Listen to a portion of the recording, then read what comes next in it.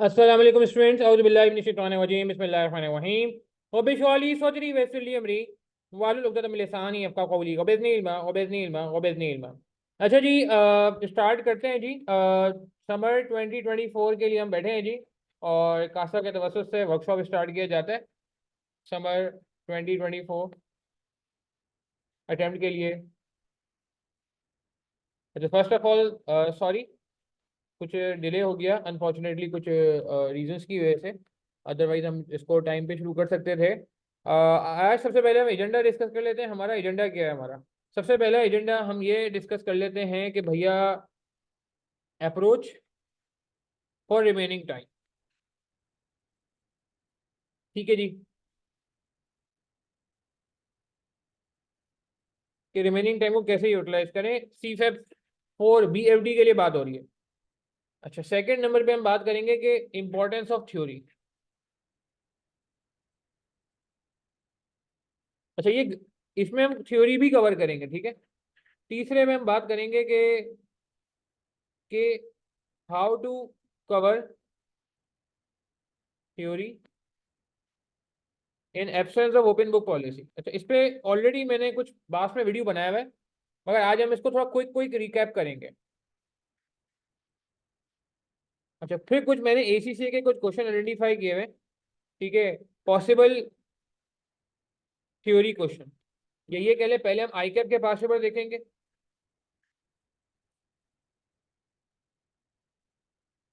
I cap past paper on theory plus ACCA questions, ठीक है। ये भी हम जो है वो देख रहे होंगे। अच्छा, तो सबसे पहले हम एजेंडे को शुरू करते हैं। अ, देखें, आज अगर हम बात करें 11 मई हो गया है, और 11 मई का मतलब है कि हमारे पास काफ़ी कम टाइम रह गया है। ठीक है, मैं आपसे ये गुजारिश करूंगा कि मैं एज्यूम कर रहा हूँ कि सबके लेक्चर्स कंप्लीट हो चुके हैं, और पहले एजेंडे में बात हो रही है, और फिर उसके बाद हम बिल्कुल थ्योरी वगैरह भी बात करेंगे कि अप्रोच फॉर रिमेनिंग टाइम को कैसे यूटिलाइज करें। देखिए, रिमेनिंग टाइम में हमने तीन काम करने हैं। रिमेनिंग टाइम में हमने तीन काम करने हैं। पहला, दूसरा और तीसरा, ये एटलीस्ट है।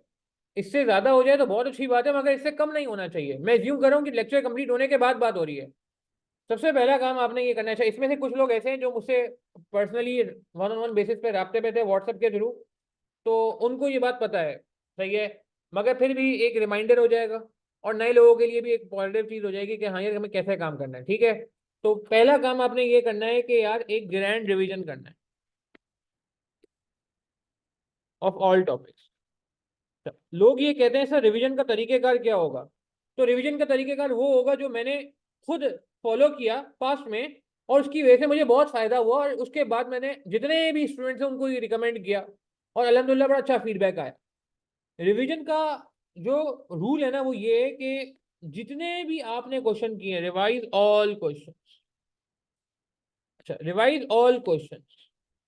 कुछ क्वेश्चंस को आप ओरल सॉल्व करेंगे, और कुछ क्वेश्चन को आप रिटर्न सॉल्व करेंगे। ओरल का मतलब है कि ये नहीं कि रट्टा लगाना है, ओरल का मतलब है कि आप उसे कैलकुलेटर पे सॉल्व करेंगे। रिमेनिंग टाइम में मैं ये बात कर रहा हूँ कि जितने भी क्वेश्चन आपने क्लास में किए हैं, चाहे आपने मुझसे पढ़ा हो या मुझसे पढ़ा नहीं हो, चाहे आप किसी और से पढ़े हो, कोई मसला नहीं है। आपके टीचर ने या मैंने जितना भी काम करा है, सब क्वालिटी है जी, ठीक है। सारे क्वेश्चंस के पीछे कोई ना कोई थीम होती है, कोई ना कोई लॉजिक होती है, कोई ना कोई रैशनल होता है, कोई ना कोई मैसेज होता है, कोई ना कोई वजह होती है। वो सारे के सारे क्वेश्चन, सर बहुत सारे लोग कह रहे हैं सर वो आप बेंचमार्क क्वेश्चन की लिस्ट देते हैं, वो दे दें। मैंने कहा नहीं, अभी नहीं मिलेगी। वो पेपर से एक हफ्ता पहले मिलेगी, क्योंकि उसका पर्पस कुछ और है। वो उसके लिए जो बेचारा पूरे सेशन कुछ नहीं कर सका, वो कहता है पेपर देना चाहता हूँ और चांस लेना चाहता हूँ, तो उनको हम कहते हैं चलो यार बेंचमार्क क्वेश्चन करके चले जाओ। आपके पास, आपने पूरे लेक्चर लिए हुए हैं, आज आपके पास तकरीबन 20-22 दिन मौजूद हैं।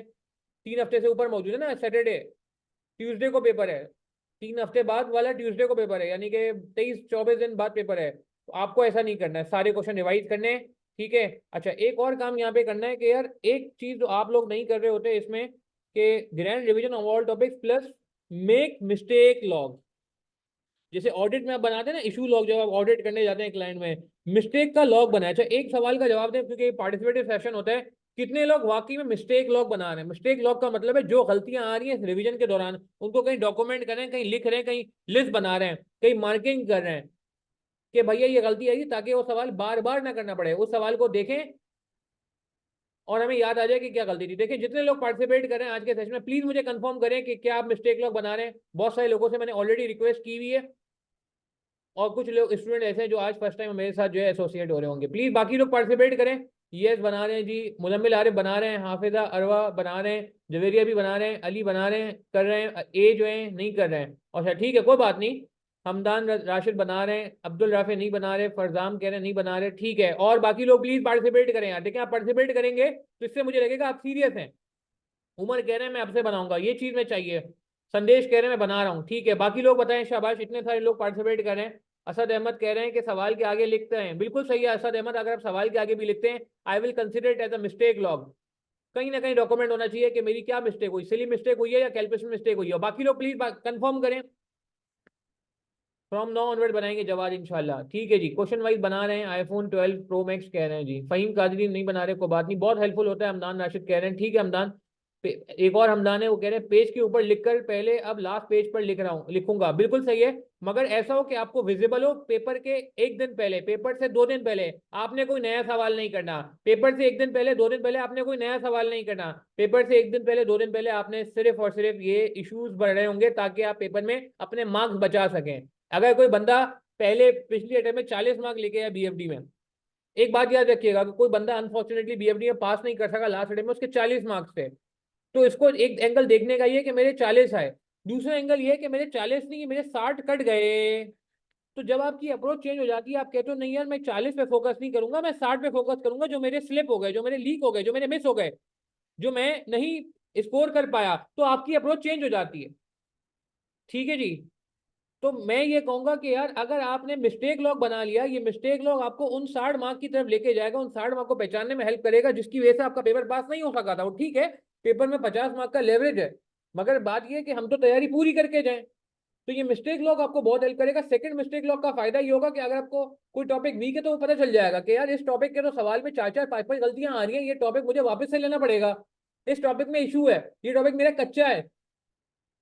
हाँ मेरी बात समझ आ रही है? तो प्लीज मिस्टेक लॉग जरूर बनाएं, और मैं समझता हूँ कि अब आप लोग बनाएंगे। खालिद कह रहे हैं मैं बनाऊंगा mistake log, thank you Khalid, जबरदस्त हो गया। अच्छा एक बात बड़ी इंपॉर्टेंट, मैं वापस रिपीट कर रहा हूँ, सारे क्वेश्चन रिपीट रिवाइज करने हैं। अच्छा दूसरा काम आपने ये करना है, एक तो ग्रैंड रिवीजन करना है। सर इसमें कितना टाइम लगेगा, ये सवाल आता है, it depends on you, Hasbe जायका जिसे कहते हैं ना, हसबे जायका। कुछ लोगों का रिवीजन शायद 10 दिन में हो जाए और कुछ लोगों को रिवीजन के लिए शायद 15 दिन दरकार हो। अब आज चूंकि टाइम कम रह गया, 22 दिन रह गया, तो मैं समझता हूँ कोशिश करें 8 से 10 दिन के अंदर अंदर मैक्सिमम की निपटा दें, अगर आपने अभी तक शुरू नहीं किया है तो। और अगर शुरू कर दिया है तो उसको जल्द अज जल्द जल्द अज जल्द जो है वो कवर करने की कोशिश करिए।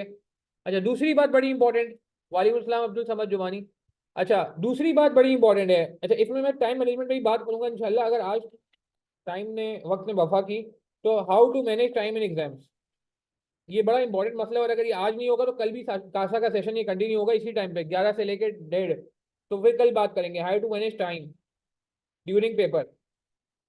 ये बड़ा संगीन मसला रहा है, लास्ट अटेम्प्ट का पेपर मुश्किल नहीं था, मगर लास्ट अटेम्प्ट के पेपर में मसला ये हो गया कि लोगों को से टाइम मैनेज नहीं हो, जिसकी वजह से आसान आसान क्वेश्चंस में भी लोग जो है वो उतना अच्छा परफॉर्म नहीं कर सके। खैर ये मैं बाद में बात करूंगा, लास्ट में मैंने एजेंडा लिख दिया, आज नहीं तो कल ये एजेंडे में शामिल होगा। अच्छा ये एक सवाल आपने किया खालिद, इसका जवाब बहुत सिंपल था जी। सवाल आया क्या हम प्रायोरिटाइज करते हैं टॉपिक्स को? बिल्कुल भी नहीं, एब्सोल्युटली नॉट। वो क्या कहते हैं, एब्सोल्युटली नॉट, यही डायलॉग था ना भाई खान साहब का। तो क्यों कहना है एब्सोल्युटली नॉट, उसकी वजह ये है कि भैया एग्जामिनर जा रहा है कवरेज पे। आप पिछले टाइम का पेपर उठा के देखें, उसने दोनों तरह की हेजिंग पूछ ली, करेंसी हेजिंग भी पूछ ली, इंटरेस्ट रेट हेजिंग भी पूछ ली, उसने वैल्यूएशन का सवाल भी पूछा, उसने लीज और बोरो जो बहुत सालों से नहीं आया था, आई थिंक 10 सालों से नहीं आया था, 2013 के बाद से नहीं आया था, वो उसने वापस पूछ लिया इस बार, 2023 में पूछ लिया 10 साल बाद। सोर्स ऑफ फाइनेंस का सवाल अब ज्यादा पूछने लगा है। मल्टीपीरियड कैपिटल राशनिंग जो 2018 के बाद से नहीं आया था वो इस बार आया। तो खालिद मैं क्या ये नहीं कह सकता कि यार नहीं एग्जामिनर की सोच चेंज हो रही है, एग्जामिनर अब कवरेज पे जा रहा है, एग्जामिनर अब चाह रहा है कि नहीं यार उससे ज्यादा टॉपिक पूछे जाएं, ए और बी पार्ट बना रहे हैं। तो मैं इसीलिए कहूंगा कि यार हर टॉपिक इंपॉर्टेंट है, और सीक्वेंस वो फॉलो करें जो आपके टीचर ने आपको कराई है। मैंने जो सीक्वेंस से पढ़ाया है मुझे पता है हर पिछला टॉपिक अगले को हेल्प कर रहा होता है, तो आप सीक्वेंस को ब्रीच ना करें, सीक्वेंस को फॉलो करिए ताकि गड़बड़ ना हो। सेकंड काम आपने ये करना है भाई, जब आपका रिवीजन हो जाएगा, अटेम्प्ट ये solve attempt wise papers. Attempt wise papers with time constant. मैं थ्योरी में भी आता हूँ।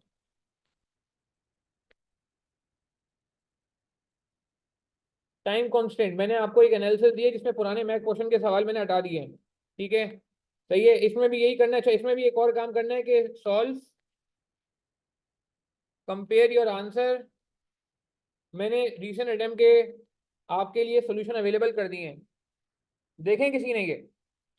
मैंने एक पीडीएफ शेयर किया था, किसी की नज़रों से गुजरा, जिसमें मैंने सारे जो है ना क्या कहते हैं वो रख दिए हैं। ये आपको मैं पीडीएफ शेयर कर देता हूँ। ये मैंने दिसंबर 23 का सोल्यूशन का पीडीएफ शेयर किया। आई थिंक कुछ अपनी रजिस्टर्ड स्टूडेंट में किया, पब्लिक ग्रुप में मैं कर दूंगा।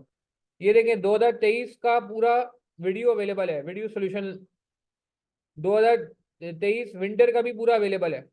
अस्सलाम वालेकुम स्टूडेंट्स, औज़ु बिल्लाहि मिनश शैतानिर रजीम। शुरू हो गया, खैर इसको हम वो कर लेते हैं। तो कहने का मतलब है कि यार ये देख रहे हैं आप, ये पूरा winter 1 3 question 1 question number 2 question number 3 A 3 B, ये पूरा आपके पास जो है वो क्वेश्चन वाइज सोल्यूशन अवेलेबल है। आप पहले अपना सॉल्व करेंगे, पूरा अपना सॉल्व करेंगे और फिर ये सोल्यूशन रेफर करेंगे, ठीक है ना। इसी तरह आप आ जाएं इधर। कहाँ गया भाई, किधर चला गया वो? खैर, तो एक और, हाँ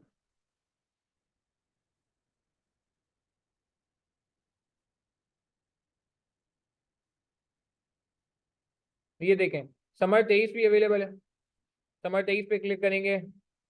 ये हैंडआउट में शायद पब्लिक ग्रुप में भी शेयर कर, ये देखें summer 23 question 1 question 2 question 3 question 2B 3A 3B, ये सारे जो है पार्ट समेत अवेलेबल हैं सोल्यूशन, ठीक है आपके पास।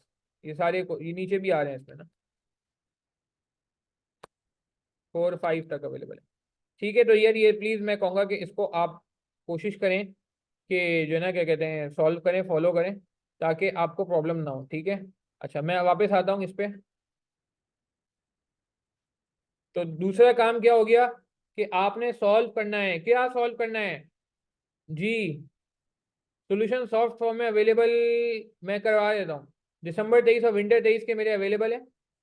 और उसमें क्या कहते हैं बाकी वीडियो से आपको ये आसानी हो जाएगी, कहीं फंसेंगे तो देख लेंगे। Solve, compare your answer with solution and write down your mistakes. Again बहुत इंपॉर्टेंट बात क्या है, right down your mistakes. Mistake समझने के लिए पूरी पूरी वीडियो डिटेल में अवेलेबल है, ताकि डिटेल इसलिए रखिए ताकि कोई प्रॉब्लम ना हो। रीसेंट टाइम से आपको एग्जामिनर का पता चल जाएगा एग्जामिनर क्या बातें कर रहा है, ठीक है। अच्छा, एक सवाल का जवाब दें, कितने लोग ऐसे हैं जिन्होंने, मैं नाम नहीं ले रहा इस बार, पहले बीएफडी दिया हुआ है? कितने लोग ऐसे हैं? ऐसे ही मैं पार्टिसिपेशन देखना चाह रहा हूँ कि यार कितने लोग की पार्टिसिपेशन प्रीवियस अटेम्प्ट से है, यानी कि जिन्होंने विंटर 23 का पेपर दिया हुआ था। मुझे नाम नाम नहीं लूंगा, मुझे सिर्फ यस में कन्फर्म कर दें। नहीं, जो फर्स्ट टाइम नहीं, जो पहले अटेम्प्ट कर चुके हैं। मैं ये नहीं पूछूंगा कितनी अटेम्प्ट हुई है, ठीक है। अच्छा, कितने लोग ऐसे हैं जिन्होंने, कितने अटेम्प्ट किए थे आपने ईयरली पेपर?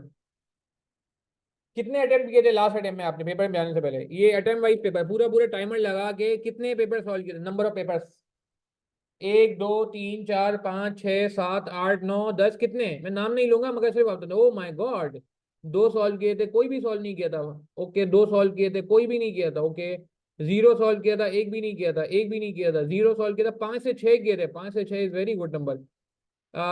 कितने किए थे नंबर बताएं शाफे शहजाद, ठीक है। ओके, 2 किए थे, 17 से लेके लेटेस्ट तक किए थे, वेरी गुड। अच्छा ठीक है, ओके, एक भी सॉल्व नहीं किया था, लाइम टाइम लिमिट के साथ किए थे।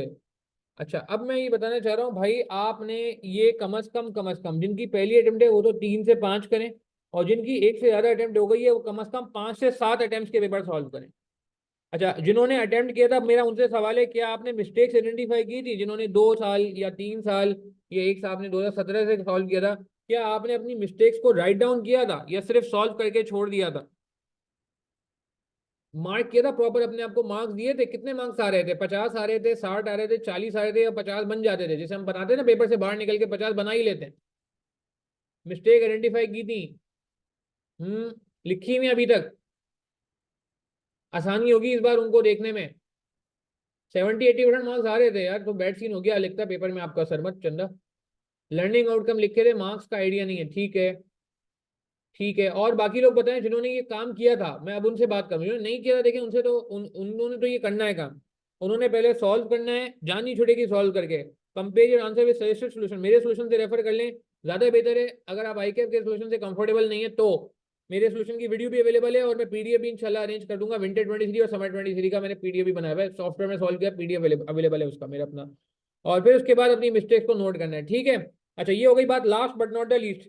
अच्छा, इसमें मैं बता दूं, एक दिन में आप 2 से ज्यादा पेपर नहीं सॉल्व कर सकोगे अगर आप ढंग से करोगे। 3 घंटे का पेपर है, सही है।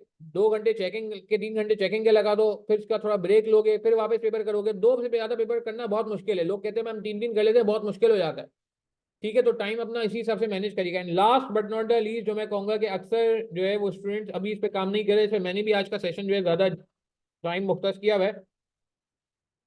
Focus on theory.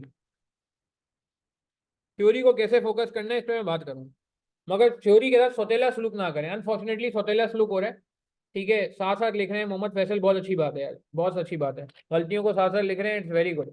अच्छा, थ्योरी को फोकस करने का तरीका क्या है जी। थ्योरी के लिए मैं एक अप्रोच डिस्कस कर रहा होता हूँ अक्सर, मैं वापस रिपीट करूंगा। अच्छा देखें, कुछ लोग के लिए शायद ये बात जो मैं अभी करने जाऊंगा प्रीवियस मेरे किसी वीडियो में जो ऑलरेडी यूट्यूब पे भी पड़ी हुई है, वो वाली बात आपको लगेगी मैं रिपीट कर रहा हूँ, मगर मैं जानबूझ के रिपीट कर रहा हूँ। अगर आपको लग भी रहा है रिपीट कर रहा हूँ, मैं चाहता हूँ हैमर हो जाए। मैं जो बात करने जा रहा हूँ ना, ये डाइजेस्ट नहीं हो पाती, पता नहीं क्यों। ये शायद ऑडिट में लोगों को समझ आ जाए, एसपीएम में भी हम बहुत लोगों से इल्तिजा कर रहे होते हैं कि मैं एसपीएम भी पढ़ा रहा होता हूँ, तो वहाँ भी मुझे पता है कि यार बड़ी मुश्किल हो रही होती है लोगों को थ्योरी वाले पेपर में खास तौर पे इस तरह से। मगर बात ये है कि मैं आपको सीरियस बता रहा हूँ कि यार ये करना पड़ेगा। ये हैमरिंग इसीलिए हो रही है, जब एक बात बार बार की जाती है ना, तो शायद शायद फिर चांसेस बढ़ जाते हैं कि प्रॉबिलिटी हो जाती है कि यार ये जहन में बैठ जाए। तो क्या मैं कहूंगा कि जी पॉइंट नंबर 1 में रिपीट कर देता हूँ मशहूर, उसमें मैंने कहा था कि रिवीजन करें सारे टॉपिक का, और मिस्टेक लॉक बनाए, बस ये मैंने बात की थी। इसको थोड़ा सा डिटेल में भी कहा था कि हर क्वेश्चन को आपने या तो ओरल सॉल्व करना है, कैलकुलेटर पे सॉल्व करना है, ओरल का मतलब ये नहीं रटा लगाना है, और या तो रिटर्न सॉल्व करना है, रिटर्न हो जाए तो वेल एंड गुड, ठीक है। अच्छा, एक ये बात हो गई। अब मैं थ्योरी पे कैसे कवर करें, देखें थ्योरी का तरीकेकार ये होगा। अब ओपन बुक भी नहीं है, इस पे मैं बात भी करने जा रहा हूँ, इंपॉर्टेंस ऑफ थ्योरी पे भी हम बात करेंगे। अच्छा, एक पहले तो हम इंपॉर्टेंस ऑफ थ्योरी देख लें। यार ये देखें, ये मैंने एनालिसिस, ये हैंडआउट मैंने अपडेट कर दिया, ये पहले हैंडआउट अवेलेबल था। ये हैंडआउट देखा है आप लोगों ने मेरा? क्या आप लोगों ने मेरा ये वाला हैंडआउट देखा हुआ है? कंफर्म करें। अच्छा, मैं ना एक व्हाट्सएप ग्रुप का लिंक भी शेयर कर रहा हूँ, जिसमें हम जो है ना लास्ट मंथ में जो बहुत इंपॉर्टेंट चीज़ें कर रहे होते हैं ना, वो इसमें क्या कहते हैं वो करते हैं। नहीं देखा? देखा है? अच्छा, इसको मैंने अपडेट किया कल रात को बैठ के 2 बजे के करीब जाके ये अपडेट हुआ है। इसमें मैंने रीसेंट में ऐड कर दी। अच्छा, ये मैंने एक व्हाट्सएप ग्रुप का लिंक शेयर कर रहा हूँ सबसे। एक ग्रुप इसमें शायद फुल हो चुका है, दूसरा ग्रुप में फिर भी थोड़ी बहुत गुंजाइश मौजूद है, काइंडली ये ग्रुप ज्वाइन कर लीजिए। और अगर कोई बंदा रिकॉर्डिंग रेफर कर रहा है तो भाई उसको मैं कहूँगा कि मेरा नंबर नोट कर लें आप, और मुझे रिक्वेस्ट कर दें कि सर मुझे ग्रुप का लिंक दे दें, तो मैं आपको ग्रुप का लिंक दे दूँ। ठीक है जी, मेरा नंबर आप नोट कर लीजिए। तो इसमें ग्रुप में भी मैं बहुत सारी चीज़ें शेयर कर रहा हूँ, ये हैंडआउट में इस ग्रुप में शेयर कर दूंगा, जो हमारा टिप्स का एक ग्रुप चल रहा है ऑलरेडी। ठीक हो गया? अच्छा, मैं क्या कह रहा था, मैं आपसे ये कह रहा था भाई, एक तो ये आप ज्वाइन कर लें, पहला ग्रुप आई गेस शायद ऑलमोस्ट फुल पे, सेकंड ग्रुप जो है उसमें थोड़ी बहुत गुंजाइश अवेलेबल है। अच्छा, अब मैं आपसे ये इल्तिजा कर रहा हूँ भैया, देखें थ्योरी की इंपॉर्टेंस समझ लो। देखें, जो हम पहले बात करने जा रहे हैं ना, मैं चाह रहा हूँ इंपॉर्टेंस आपको पहले बता दूँ। इंपॉर्टेंस ये कि आप देखें 2015 से मैंने एनालिसिस बनाया, 28 मार्क, 13 मार्क, 5 मार्क, 24 मार्क। अच्छा, मैं उल्टा चलता हूँ, चलें इस बार मैं उल्टा चलता हूँ। विंटर 23 और समर 23 में मैंने बहुत प्रूडेंट एस्टिमेट लिया। विंटर 23 में कितने मार्क की थ्योरी, ये अपडेटेड हैंडआउट में ये चीज जो है वो अपडेटेड हैंडआउट में एक्स्ट्रा है। पुराने हैंडआउट में ये चीज नहीं थी, वो 2022 तक का था। ये मैंने कल रात को बैठ के अपडेट किया, क्वेश्चन भी डाल दिए, इसके सोल्यूशन भी डाल दिए, इसका एनालिसिस भी डाल दिया, ठीक है। ये आई थिंक आपको फिर नहीं है तो ये ग्रुप ज्वाइन कर लीजिएगा, इसमें अपडेटेड हैंडआउट आज शेयर कर दूंगा। अच्छा, मैं क्या कह रहा था भैया आपसे, मैं ये कह रहा था कि देख रहे हैं विंटर 23 30 मार्क की थ्योरी किस तरह की आई, मैं इस पर बात करूंगा। समर 23 33 मार्क्स की थ्योरी, विंटर 22 40 मार्क की थ्योरी, समर 22 34 मार्क की थ्योरी। अगर आप सिर्फ 4 अटेम्प्ट, उससे नई स्कीम आई है आई कैप्स की, आप इसी का एवरेज निकाल लीजिए। आप इसी का एवरेज निकाल लीजिए तो 104 और 33 137, तकरीबन तकरीबन 35 मार्क्स के आसपास, 34 मार्क्स के आसपास एवरेज बनेगा। 34 मार्क्स का एवरेज बनेगा, या आई थिंक 35 मार्क्स का एवरेज बनेगा। ये आप जो है ना क्या कहते हैं इसको निकाल लें। तो कहने का मतलब है कि मैं सिर्फ 4 आइटम्स की बात कर रहा हूँ जो अभी नई स्कीम के मुताबिक हुई हैं। आप देख रहे हैं 30 33 40 34, एवरेज ऑलमोस्ट 34 के आसपास बन रहा है। जैसे पहले चले आओ, ठीक है, विंटर 21 में 12 मार्क की थी, समर 21 में 12 मार्क की थी, मगर विंटर 20 में 36 मार्क की थ्योरी थी। उससे पहले चले जाए तो 21 मार्क 15 मार्क। तो आप अगर गौर करें, थ्योरी बिल्कुल इसमें कोई दो राय नहीं है, थ्योरी आ रही है। अच्छा, वो अलग बात है कि इसमें कुछ थ्योरी मिक्स होती है, यानी कि कैलकुलेशन प्लस थ्योरी, ऐसा नहीं है कि प्योर थ्योरी है, ठीक है। अच्छा, अब एक और सवाल, आपको क्या लगता है थ्योरी ज्यादा आएगी, कम आएगी, या इतनी ही आएगी? मैं आप लोगों से पहले सोचना चाह रहा हूँ आपके जहन में क्या है, क्योंकि देखें आपके जो जहन में वो मेरे सामने आना चाहिए, फिर मैं अपना पॉइंट ऑफ व्यू दूंगा और उसको जस्टिफाई भी करूँ। आपको क्या लगता है कि मुझे तीन में से कोई एक ऑप्शन बता दें, मोर, लेस और सेम। 34 मार्क्स के आसपास थ्योरी बनी है पिछली 4 अटेम्प्ट में। आपको क्या लगता है? मुजम्मिल आरिफ कह रहे हैं 40 मार्क के करीब आएगी, संदेश कह रहे हैं 34 मार्क, ठीक है, असद अहमद कह रहे हैं 40 मार्क। सब पार्टिसिपेट करें यार, कोई कोई वो नहीं है, आप पार्टिसिपेट करेंगे इससे शो होता है कि आप सीरियस हैं यार अपने लिए। रिदा अली कह रहे हैं सेम, हाफिजा उर्वा साजिद सेम कह रहे हैं, कपिल कह रहे हैं कम आएगी, फहीम कादरी कह रहे हैं 35 मार्क के करीब आएगी, मशहूद 40 मार्क्स की 40% एटलीस्ट, फरजाम सेम, हमदान कह रहे हैं सेम, ठीक है जी, अब से ज्यादा आएगी, ओपन बुक खत्म हो गया है, ठीक है। मुजाहिद अली आई कैफ से थोड़ा दिल बर्दाश्त है, उनको लग रहा है आई कैफ बहुत ज्यादा इन पे सख्त करेगा हालात। उमर कह रहे हैं सेम सेम, क्लोज बुक ही हो तो शायद कम आए फर्स्ट अटेम्प्ट में। जवेरिया ये पॉइंट वैलिड है मगर लेट्स सी। तला राशिद कह रहे हैं same, Tushar same, Hamdan 33, Shahzad Khan same, ठीक है, हमदान 40 पे 20 to 30 कह रहे हैं, कंपेटिटर कह रहे हैं कम आनी चाहिए। भाई क्या नाम रख दिया आपने, अल्लाह माफ करे भाई, सब दोस्त हैं हमारे यार, कोई कंपेटिटर नहीं है, ऐसा नाम ना रखें यार। रिजा अली 34, अमार सेम, फैजान फैसल फारूक 40 से 50, मुस्तफ़ा हैदर चौहान 34, ठीक है। अच्छा मेरा पॉइंट सुन लें, ठीक है, 30 से 33। मेरा पॉइंट ये है कि यार आपने नाम सुना ACCA का पेपर होता है AFM, फाइनेंशियल मैनेजमेंट, जिसको F9 भी कहते हैं, और एक पेपर होता है आपका, अल्लाह भला करे, वो क्या कहते हैं उसे यार, क्या नाम है, P4 AFM। आपको पता है ये ओपन बुक है क्लोज बुक है? हाँ जी, ये ओपन बुक है क्लोज बुक है, ये क्लोज बुक। इनमें इसी इतना एक वन पेजर जो है फॉर्मूला शीट मिलती है, ए वन पेजर, आई कैप वाली बुक नहीं मिलती, 40-50 फॉर्मूले की एक पेज की मिलती है, इसमें कुछ 8-10 गिनती के फॉर्मूले होते हैं, ठीक है। आपको पता है यहाँ कितने मार्क की थ्योरी आती है? यहाँ पे मोर देन 50% आती है। मैंने खुद ये F9 का पेपर दिया हुआ है, आई एम ऑल्सो अलहमदुलिल्लाह ACCA as well as CA, तो मैंने CA भी किया हुआ है, ACCA भी किया हुआ है, तो मैं आपको खुद बता रहा हूँ अपनी बात कि मैंने अपने पेपर में देखा ठीक ठाक थ्योरी आई थी, मैंने पढ़ाया हुआ भी है ये F9। तो 50 मार्क्स से ऊपर की थ्योरी, तो ये जवाब के जो ओपन बुक होने की वजह से, खत्म होने की वजह से शायद थ्योरी कम है, मैं इससे एग्री नहीं करूंगा। दूसरा मैं एक और एग्जांपल देता हूँ, ICW का एक पेपर है मेरे पास, अभी ICW का अवेलेबल नहीं है, मैं आपको कल की क्लास में दिखाता हूँ, पॉसिबल होता है तो।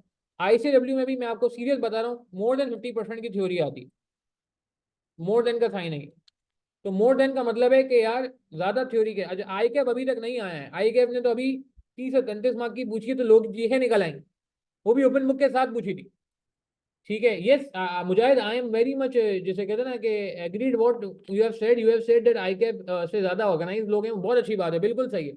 मगर बात ये है कि आपको भी पता है कि यार हम लोग किसको फॉलो करते हैं, हम ऐसे प्रोफेशनल बॉडीज को फॉलो करता है, आई कैप भी फॉलो करता है, ये बात आपको पता है, ठीक है। अच्छा F9 की थ्योरी इनफ नहीं है, आपने जो सवाल किया आपको थोड़ा सा एडवांस थ्योरी पे जाना पड़ेगा, और आई कैप की थ्योरी का मिजाज थोड़ा डिफरेंट भी है, ठीक है। तो कहने का मतलब है कि आप अगर ये सोच रहे हैं कि थ्योरी कम आएगी, दूसरा मैं आपको एक और मैं मिसाल दूं, मैं आपको बात बताऊं कि आगे जाके ना एक पेपर है आपका MSA 2, क्योंकि मैं MSA 2 भी पढ़ाता हूँ अल्हम्दुलिल्लाह, सर फुरकान के साथ उसका भी वर्कशॉप है।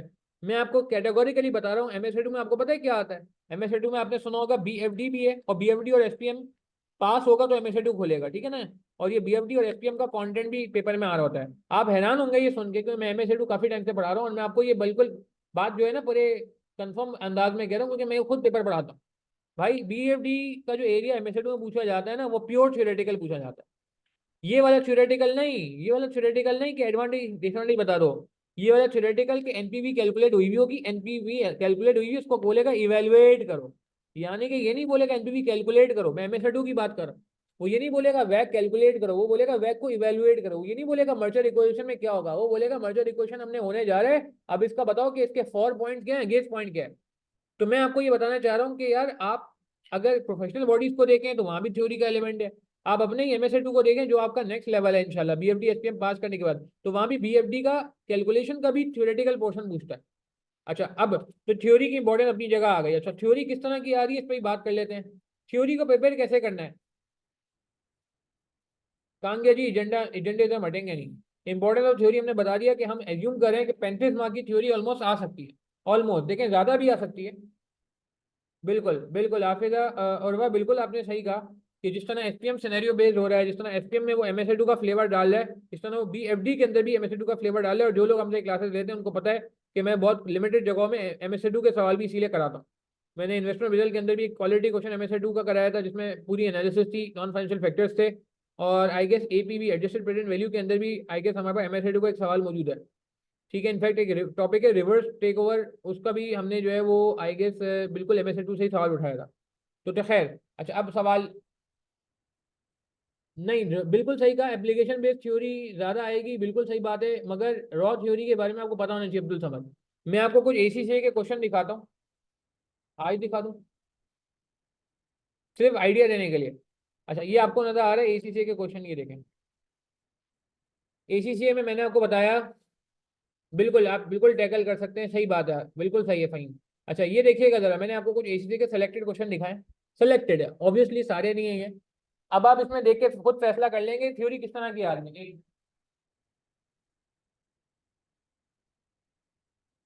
देखें, अगर आप इसको गौर से देखें तो इसमें बी पार्ट थ्योरी है, suggest three problems, suggest three problems.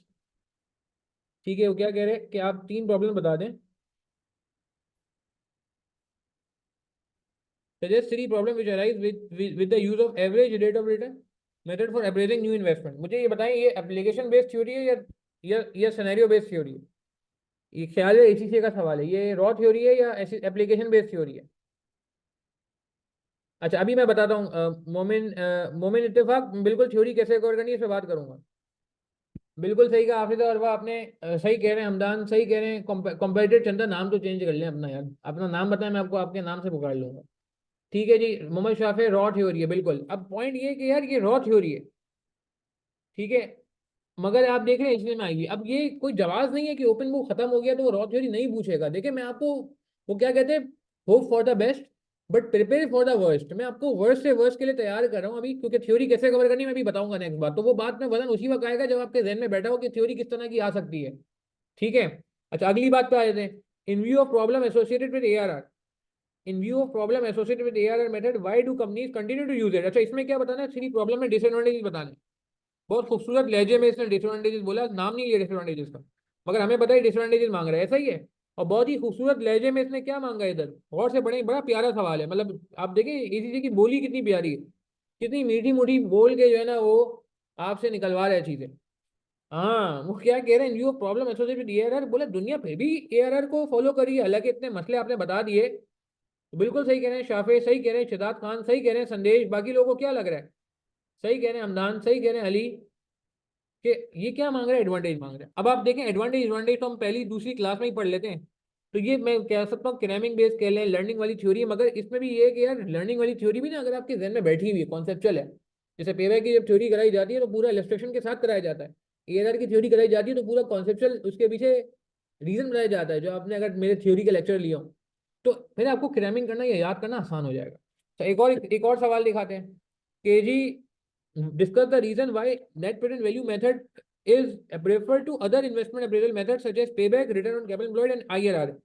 क्या करना है, 8 मार्क का सवाल है, 8 मार्क का सवाल है, बताएं क्या करना है। मैं सिर्फ एक आइडिया दे रहा हूँ आपको, थ्योरी प्रिपेयर कैसे करनी है ये मैंने अभी तक नहीं बताया, ये मेरे पार्ट पे ड्यू है, ये मैं बताऊंगा आपको, और कोई थ्योरी कवर भी करा दूंगा।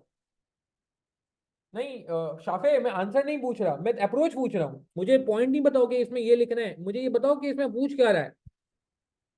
फहीम बहुत अच्छी बात की, मगर इसको इलेबोरेट करो, बाकी लोगों से भी सवाल है, देखिए सवाल, मैं आपसे आंसर स्पेसिफिक नहीं पूछ रहा, मुझे पता है आंसर आप कर लोगे, अगर थ्योरी आपने अच्छे से प्रिपेयर कर लिया आंसर देना मसला नहीं है, मगर आपको सवाल पढ़ के लग क्या रहा है, सवाल किस चीज का है।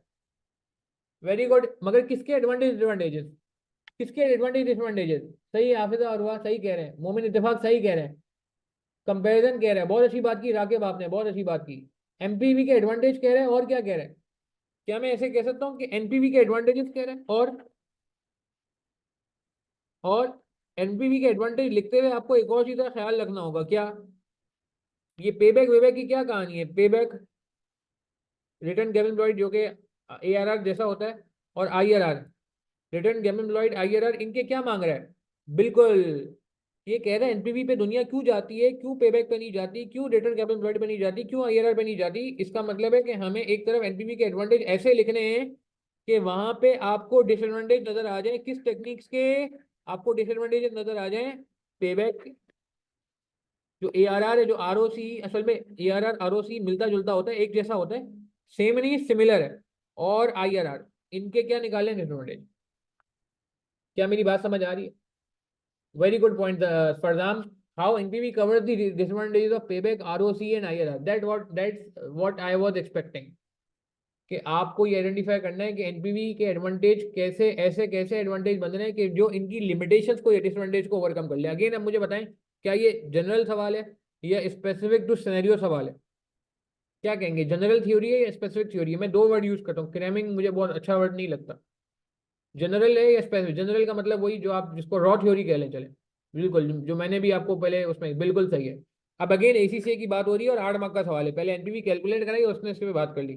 छोटी सी एक बात बस जल्दी से मैं करूंगा, comment on the effect of the suggested method of financing on the valuation of company. Your answer should refer to capital structure theories among other things.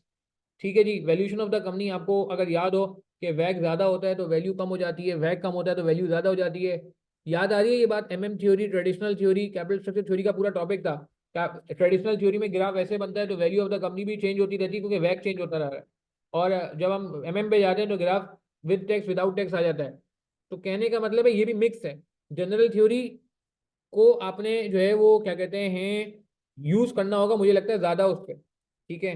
अच्छा, फिर आ जाते हैं जी के रीजन वाई कैपिटल राइटिंग में आ रही है, कैपिटल राइटिंग क्यों होती है? याद आ रहा है किसी को? ये हमने पढ़ा हुआ है कि एक सॉफ्ट होती है और एक हार्ड होती है। सही है ना? एक सॉफ्ट होती है जो हम इंटरनल अपने वजह से करते हैं, और एक हार्ड होती है जो जो एक्सटर्नल वजूहत की वजह से होती है।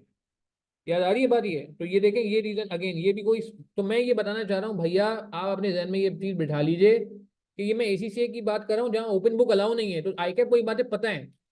ठीक है। अच्छा, थ्योरी कैसे प्रिपेयर करनी है, इससे बात कर लेते हैं। ये बाकी मैंने और भी कुछ सवाल आइडेंटिफाई किए थे, उनमें भी आपको नजर आएगा। कुछ कमेंट वाली थ्योरी भी आती है जो कि अच्छी बात है।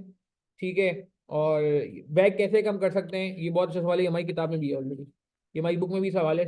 Difference between systematic and systematic risk, again आप देखें कि ये इसका सिनेरियो से कोई ताल्लुक नहीं है, सिनेरियो से कोई ताल्लुक नहीं है। ठीक है ना? सिस्टमेटिक रिस्क को आपको एक्सप्लेन करना है। ठीक है। तो राइट इशू के वक्त क्या फैक्टर को कंसिडर किया जाता है, जनरल थ्योरी आपको ये नजर आ रही है। खैर, अच्छा अब जरा आ जाते हैं वापस इस पे। ठीक है, आप कहेंगे तो मैं ये नोट भी शेयर कर दूंगा ग्रुप पे, आप जरा देख लीजिएगा। अच्छा, अब फोकस ऑन थ्योरी पे हमने ये बात कर ली कि थ्योरी इंपॉर्टेंट है। हमने ये बात कर ली कि रिमेनिंग टाइम की अप्रोच क्या होनी चाहिए। अब हम बात करें कि थ्योरी कवर कैसे करनी है। ठीक है, specially in the absence of open book policy. फिर इसके बाद आई कैप पासेबल थ्योरी पे आए हुए उनको मैं मजीद डिटेल में लेके जाऊंगा आपको, टाइम मैनेजमेंट में बात करनी है। ठीक है जी। अच्छा, यहाँ पे किसी का कोई सवाल है तो पूछ लें यार, आपके दिन में अभी तक कोई सवाल है तो पूछ लें। थ्योरी कैसे कवर करते हैं इस पे बात करते हैं, अभी तक कोई सवाल? रिमेनिंग टाइम में अप्रोच क्या होनी चाहिए, इस पर बात हो गई है। थ्योरी की इंपॉर्टेंस क्या है, 35% तक आ सकता है, इस पर बात हो गई है। और एग्जामिनर के कमेंट्स अभी देखने का टाइम नहीं, कल टाइम मिलेगा तो उसको देख लेंगे इंशाल्लाह, अगर टाइम मिलेगा तो उसमें भी एग्जामिनर ने बहुत सारी जगह पर ये बात की है कि लोगों की कैलकुलेशन इतनी बुरी नहीं होती, मगर थ्योरी की वजह से उनके मार्क्स कट जाते हैं। हैंड आउट कवर कर ले। अच्छा, 2 हैंड आउट है मेरे पास थ्योरी के, मैंने 2 हैंड आउट रखे हुए हैं, अब मैं आहिस्ता आहिस्ता उसी पे आ जाता हूँ। ठीक है, ये हैंड आउट भी मैं इंशाल्लाह आप लोगों से शेयर कर लूंगा। एक मैंने हैंड आउट आपको दिखाया था थ्योरी का जिसमें पास पेपर थे सारे। ठीक है ना? एक थ्योरी का हैंड आउट ये था जिसमें पास पेपर थे, नजर आ रहा है आपको? ठीक है। और एक हैंड आउट थ्योरी का ये है जो मैं आपको अब स्क्रीन पे दिखा रहा हूँ। इस हैंड आउट में क्या है जी, इस हैंड आउट में ये थ्योरी का बड़ा इंपॉर्टेंट हैंड आउट है, ACCA क्वेश्चन पे बात हो गई। ये देखिएगा जी, ये एक और हैंड आउट है, इसमें मैंने ये किया है कि जितनी भी थ्योरी है, ठीक है, जितनी भी थ्योरी है हमारी किताब में, जो हमारी किताब है ना, आपने देखी है हमारी किताब, जितनी भी थ्योरी हमारी किताब में, एडवांटेज एडवांटेज भी डाल दी है इसमें, ये सारी थ्योरी में जमा कर दी। अच्छा, अब स्टूडेंट्स को एक शिकवा हो रहा है कि सर ये 113 पेजेस का डॉक्यूमेंट आपने बना दिया है, हमारे पास 113 पेजेस पढ़ने का टाइम नहीं है। तो मसला ये है कि मैं चाहता तो इसमें बहुत सारी चीज़ें मिस कर देता, उड़ा देता, मगर मैंने जानबूझ के मैंने जितनी भी चीज़ें रखी हैं ना वो इसलिए रखी हैं कि यार आप एक दफ़ा इसको नज़रों से गुजार लोगे ना, तो क्रेमिंग वाली थ्योरीज को आप कहते हो या रॉ थ्योरीज को आप कहते हो, उसके में भी आपको कुछ ना कुछ लिखने का ना आपको मौका मिल जाएगा। तो आप देखें इसमें कुछ मैंने क्वेश्चन भी रखे हुए हैं, देखें मैंने अभी ये जो क्वेश्चन नहीं थे जैसे मिसाल के तौर पे कमेंट ऑन द डेज, ये कुछ ACCA के सवालों का सोल्यूशन भी डाल दिए हैं। ठीक है, स्टेक होल्डर्स का मैंने कुछ मेंशन कर दिया है, सेंसिटिव एनालिसिस की थ्योरी की है। ये ये बिल्कुल आईकेप की बुक की थ्योरी भी कवर कर रहा है फ़हीम कादरी, बहुत अच्छी बात इसमें ये इस नोट में अल्हम्दुलिल्लाह इसमें आईकेप की बुक की थ्योरी भी, अल्लाह का शुक्र है जी, कवर्ड है। तो इंशाल्लाह अगर आप ये नोट कर लेते हो ना तो मैं कहूँगा एक अच्छी कवरेज हो जाएगी। हाँ मैं मानता हूँ कि यार 113 पेजेस ज़्यादा है, मगर जब आप पढ़ने बैठोगे तो आपको इतना बोझ नहीं लगेगा, क्योंकि बहुत सारी बातें आपको लगेंगी कि यार ये तो बड़ी जो है। अच्छा, इसमें EIRR भी है। हमने अभी कुछ दिन पहले एक थ्योरी का सेशन कंडक्ट किया था, उसमें हमने EIRR भी कवर कर लिया, क्योंकि EIRR हमारे कोर्स में है और एग्जामिनर कभी पूछ सकता है। इनफैक्ट EIRR के अलावा एक मॉन्टी कार्लो होता है, वो भी हमने कवर कर लिया। मॉन्टी कार्लो नाम सुना है? सिमुलेशन टेक्निक होती है, यहाँ पे कहीं आई थी मेरे ख्याल से, ये आगे आएगी कहीं। ठीक है, मोंटी कार्लो सिमुलेशन, वो भी मैंने अलहमदुलिल्लाह जो है वो कवर करा दी है। वो आप मेरी जो है ना क्या कहते हैं वो वीडियो देख लेना, यूट्यूब चैनल पे भी अवेलेबल है। उन्हें इन ग्रुप्स में शेयर भी कर दूंगा, जो मैंने आपको ग्रुप शेयर किए थे ना, उन ग्रुप में मिल जाएगा। ये ग्रुप में वापस शेयर कर देता हूँ, अगर किसी ने लेट ज्वाइन किया है तो ये ग्रुप ज्वाइन कर ले। व्हाट्सएप का सेकंड ग्रुप में डेटा ज़्यादा आएगा, और first group I guess full हो चुका है, उसमें शायद जो है ना क्या कहते हैं आपको मुश्किल होगी। अच्छा, अब आ जाते हैं। तो ये सारा हैंडआउट अवेलेबल है। तो थ्योरी के दो हैंडआउट हो गए आपके पास स्पेसिफिकली। एक हैंडआउट हो गया थ्योरी का, जो पास पेपर की थ्योरी है, कि पूरे क्वेश्चन वाइज सारा लिखा हुआ है कि कौन सा क्वेश्चन कितने कितने मार्क का है। क्वेश्चन भी है, सोल्यूशन भी है। समर 15 के पहले क्वेश्चन आ रहे थे ऊपर, अब सोल्यूशन आ रहा है। अब सोल्यूशन आ रहा है। ठीक है, तो एक ये हैंडआउट हो गया, और एक हैंडआउट मैंने जो डेडिकेटेड 113 पेजेस का बनाया है, जिसमें पूरी थ्योरी जो है रख दी है। ठीक है, नंबर ऑफ पेजेस ज़्यादा लग रहे हैं, मगर क्या करें यार, क्या करें। अच्छा, अब आ जाते हैं ज़रा, ये हैंडआउट शेयर हो जाएंगे। ठीक है। अच्छा, जिनके पास नहीं है मेरा नंबर, ओ सॉरी, क्या कहें, ये जो लोग रिकॉर्डिंग से रेफर करेंगे उनको ये मैंने कहा है कि नंबर पे मुझसे कांटेक्ट करें, और मैं फिर आपको इसमें ग्रुप का लिंक शेयर कर दूंगा। अच्छा, थ्योरी को कवर करने के लिए अगेन इस पे पहले कुछ बात हो चुकी है। किसी ने अगर पुराना सेशन लिया हुआ है तो उसके लिए हैमरिंग हो जाएगी, और फिर हम स्पेसिफिक थ्योरी के क्वेश्चन पे चलते हैं। हम थ्योरी के इन क्वेश्चन को आज आज कवर करेंगे इंशाल्लाह, इस पे बात करेंगे।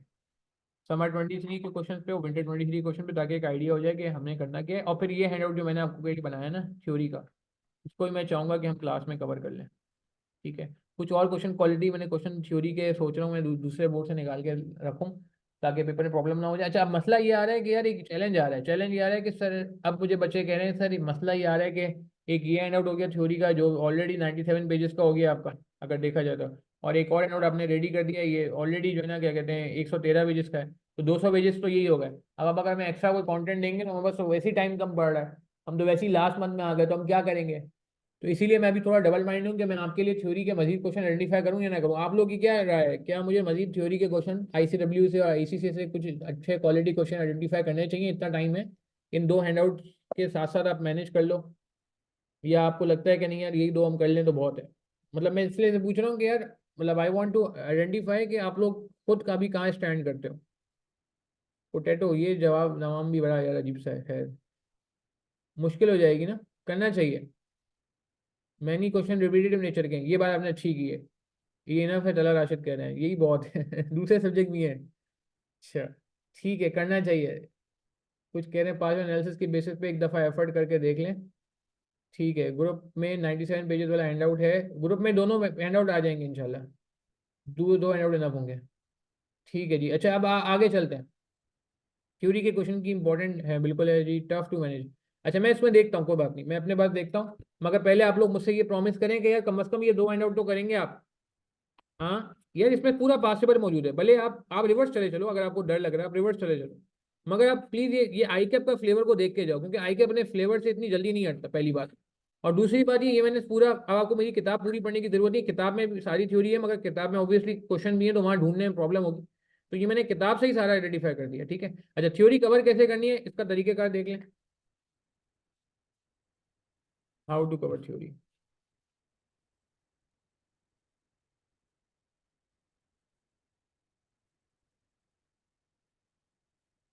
अच्छा, अब मैं एज्यूम कर रहा हूँ कि आप मेरा ये वाला हैंडआउट फॉलो करें पहले। पहले आप मेरा ये वाला हैंडआउट फॉलो करें, कौन सा वाला, BLT theory by south Tariq वाला, 113 पेजेस वाला हैंडआउट फॉलो करें। ठीक है, मैं एक मिनट ये हैंडआउट शेयर भी कर दूं, एक मिनट। अच्छा, ये हैंडआउट मैं ऑलरेडी ग्रुप पे शेयर कर दिया अभी अभी।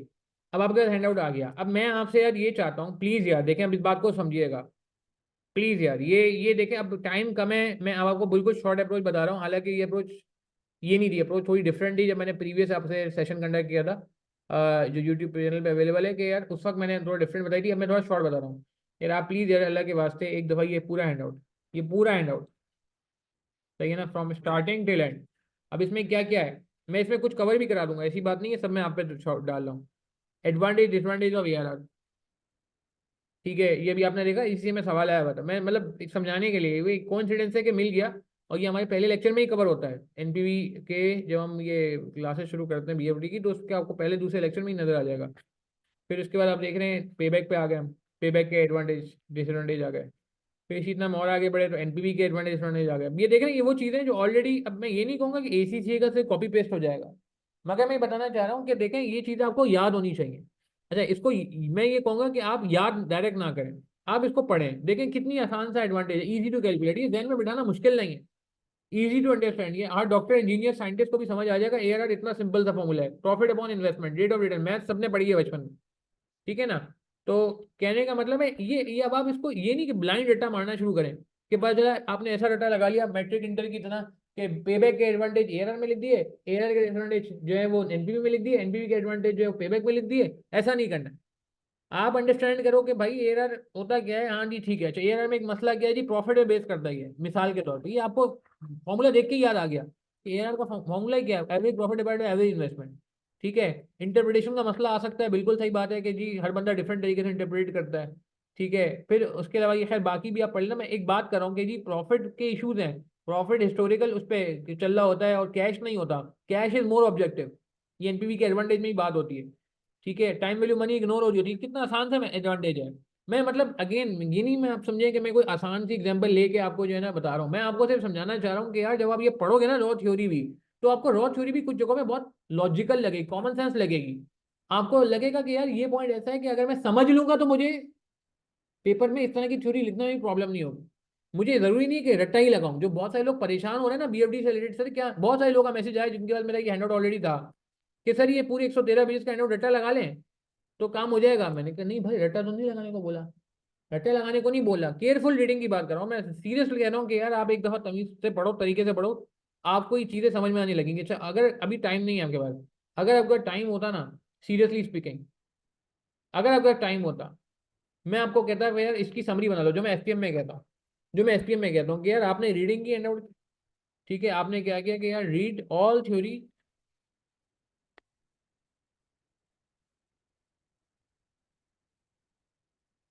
From our dedicated handout. अगर टाइम होता तो मैं आपसे कहता कि यार मेक योर ओन नोट्स। उससे दो फायदे होते हैं, जब आप अपने नोट बनाते हो ना तो उससे फायदा ये होता है, जब आप अपनी नोट बनाते हो तो उस पर आपकी ओनरशिप होती है। ठीक है, मैं क्या कह रहा हूँ, दो बातें, मैंने क्या कहा कि भाई पहले आपने पूरा थ्योरी का हैंडआउट पढ़ना है, तरीके से पढ़ना है, तमीज से पढ़ना है। देखिए मैं वापस कह रहा हूँ, थ्योरी को आप मुझे एक बात बताएं, चले सबको छोड़ें यार, मतलब ये बातें मुझे इसलिए करनी पड़ रही है क्योंकि मैं देख रहा हूँ ना, मैं तो रास्ते में हूँ लोगों से, कि लोगों का फोकस ही नहीं हो रहा। मुझे ईमानदारी से बताएं कि अगर एक चीज की वेटेज 35% है या 30% है, तो मुझे ईमानदारी से बताएं क्या उसको हमें 30% टाइम देना चाहिए नहीं देना चाहिए कमर।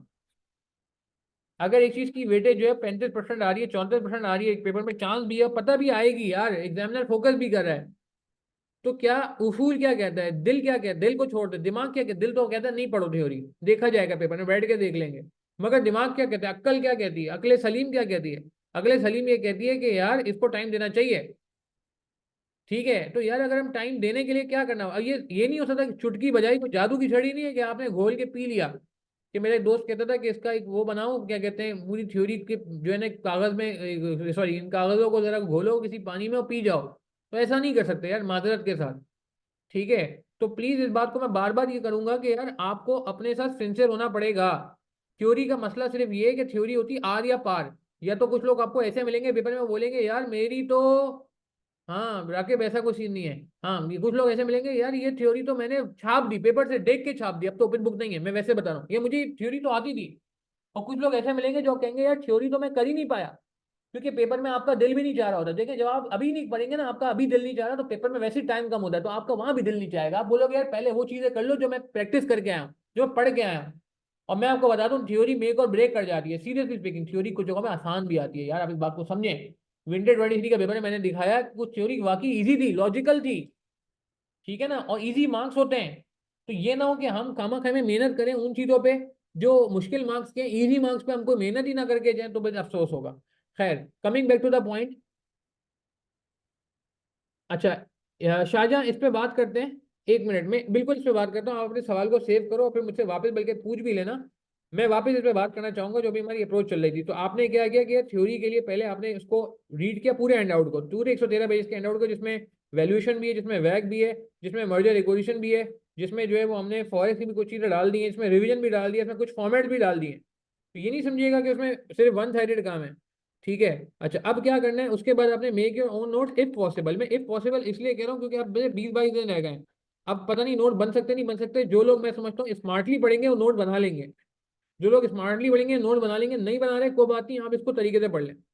अच्छा, उसके बाद आपने क्या करना है, थर्ड नंबर पे क्या करना है, बहुत इंपॉर्टेंट पॉइंट है वो ये कि लर्न इंपॉर्टेंट पॉइंट्स। मैंने आपसे लर्निंग की अभी तक कोई बात नहीं की थी। मैंने आपसे पहले क्या कहा था कि आप पहले रीड करेंगे और फिर उसके बाद आप करेंगे राइट डाउन करेंगे। अब मैं आपसे कह रहा हूँ कि लर्न इंपॉर्टेंट पॉइंट्स। कुछ इंपॉर्टेंट पॉइंट्स को आप याद कर लें। मगर मैं वापस रिपीट कर रहा हूँ, ये लर्निंग आ रही है तीसरे नंबर पे या पहले के बाद तीसरे नंबर पे, अगर सेकंड काम नहीं हो रहा। ठीक है, स्मार्टली पढ़ने का यार, मैं समझता हूँ थ्योरी को पढ़ने का एक ही तरीका है। आप थ्योरी को दिल से पढ़ें, एंजॉय करके पढ़ें।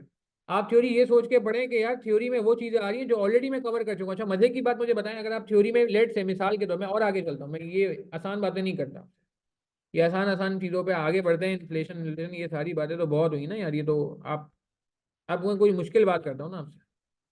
अच्छा, अब मिसाल, अच्छा एक और बात, आपको एक बात पता चलेगी, आप हैरान हो जाएंगे। आपको पता है ये टॉपिक ये बड़ी हैरानी वाली बात है, कुछ लोगों को पता भी नहीं है। हेडिंग देख के क्या लग रहा है, ये कहाँ का टॉपिक है, ये किस पेपर का टॉपिक है? हाँ, मजे की बात बताऊं मैं आपको, हाँ ये एसपीएम में खुद, ये मैंने अपने एसपीएम के हैंडआउट से उठाया है यार। आपको पता है ये आपके बीएफडी के कोर्स में कितने लोगों को ये बात पता थी? ये मैं सीरियस बता रहा हूँ, ये आपके बीएफडी के कोर्स में है। आप कोर्स उठा के देख लें, सिलेबस उठा के देख लें, आप अपनी बीएफडी की किताब उठा के देख लें, आपको पता है ये कोर्स में। अब आप ये अगर पेपर में ये आ गया और आई के बाद आजकल कवरेज पे जा रहा है, आपको ये बात पता है, फिर क्या होगा?